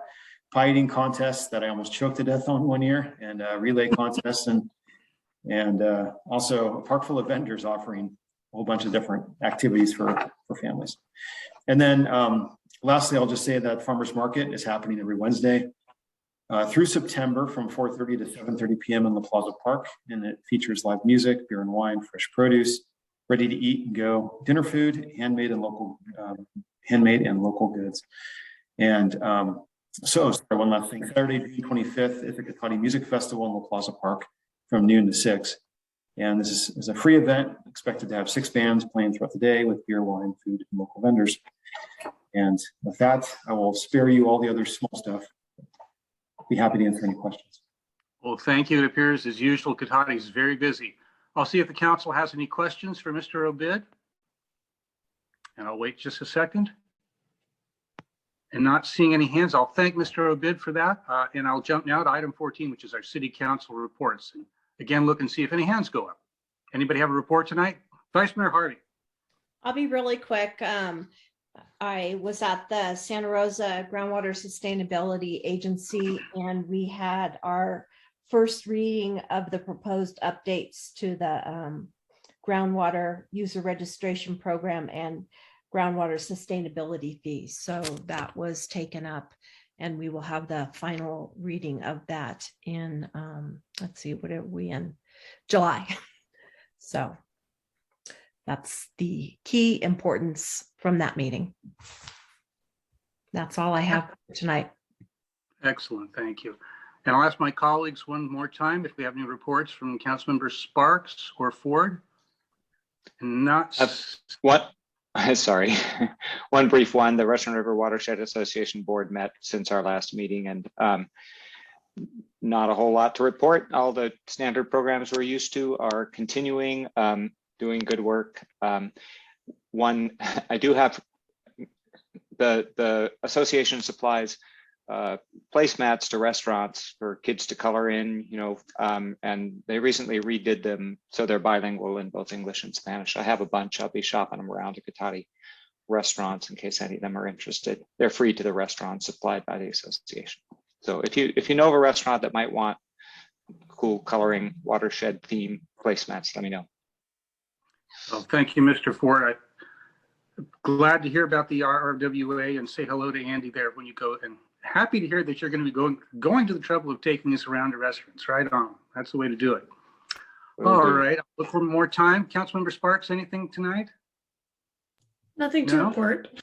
Thank you. Well, I do have one. I'll try and make it brief, but I do need to do this. And rather than a report, it's actually more of a request for the community.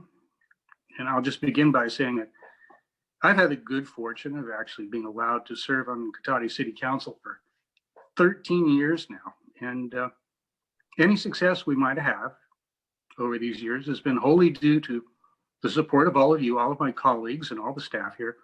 But most importantly, all of you in the community as well. Every time we've asked, the community's generally been very good about stepping up to support us, to help, to give us direction. And I'm mindful of that. So I'd like to ask you all just one more favor. And that's this, that I'm asking for new candidates to step up this coming November to run for council, as this will be my last term. I will be candid and admit that the job can be difficult at times and that the hours can be long occasionally. And for anybody who's looking to get wealthy, this probably isn't the career I'd recommend to go into, especially in your retirement years. But I will say, in all honesty and sincerity, that my years in council have been incredibly rewarding in ways much more important than simple dollars. I've had the chance to help move my community forward, and I know I'll never forget that. So now it's time for others, I think, to have this opportunity, and I'm mentioning this now to give people adequate time to jump in, especially as there will be 2 open council seats. That's 2. So information on how to begin the process can be found on our website under election information.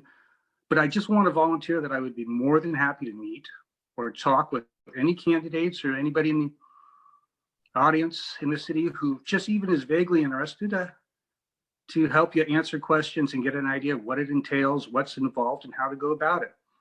And you could certainly private message me on Facebook or Nextdoor, or you could email me through the city at mlandman@cotaticity.org. And certainly you can even leave a phone message on our city website. So there's plenty of ways to get a hold of myself or Councilmember Moore. And I'll point out that I will be open to endorsing and supporting candidates down the line once the field is known. That's something I want to help with. So I'll just close by saying thanks to everybody in the community, as well as all my colleagues here tonight, for all your support. And I'll tell the community, please, please consider this very carefully, because you hold the future of the city actually in your hands with this decision. So that's my report for tonight. So that concludes council member reports. And this brings us now to our last action item, public comment on non-action items. And I'll see if we have any public comment. Thank you, Mayor Lemon. We no longer have any attendees, so that will end public comment. All right, I'll come back for item 16, ask the city manager if we have any information received after the agenda was posted. Thank you, Mayor. Nothing other than on the items we've already discussed. Excellent. Well, that moves us to adjournment. It is 10:21. Thank you, everybody, for a long, but I hope ultimately successful night. I appreciate your help, and we will see you all next time. Good evening. Thank you. Good night. Good job today, Mayor Landman. Bye-bye. Bye.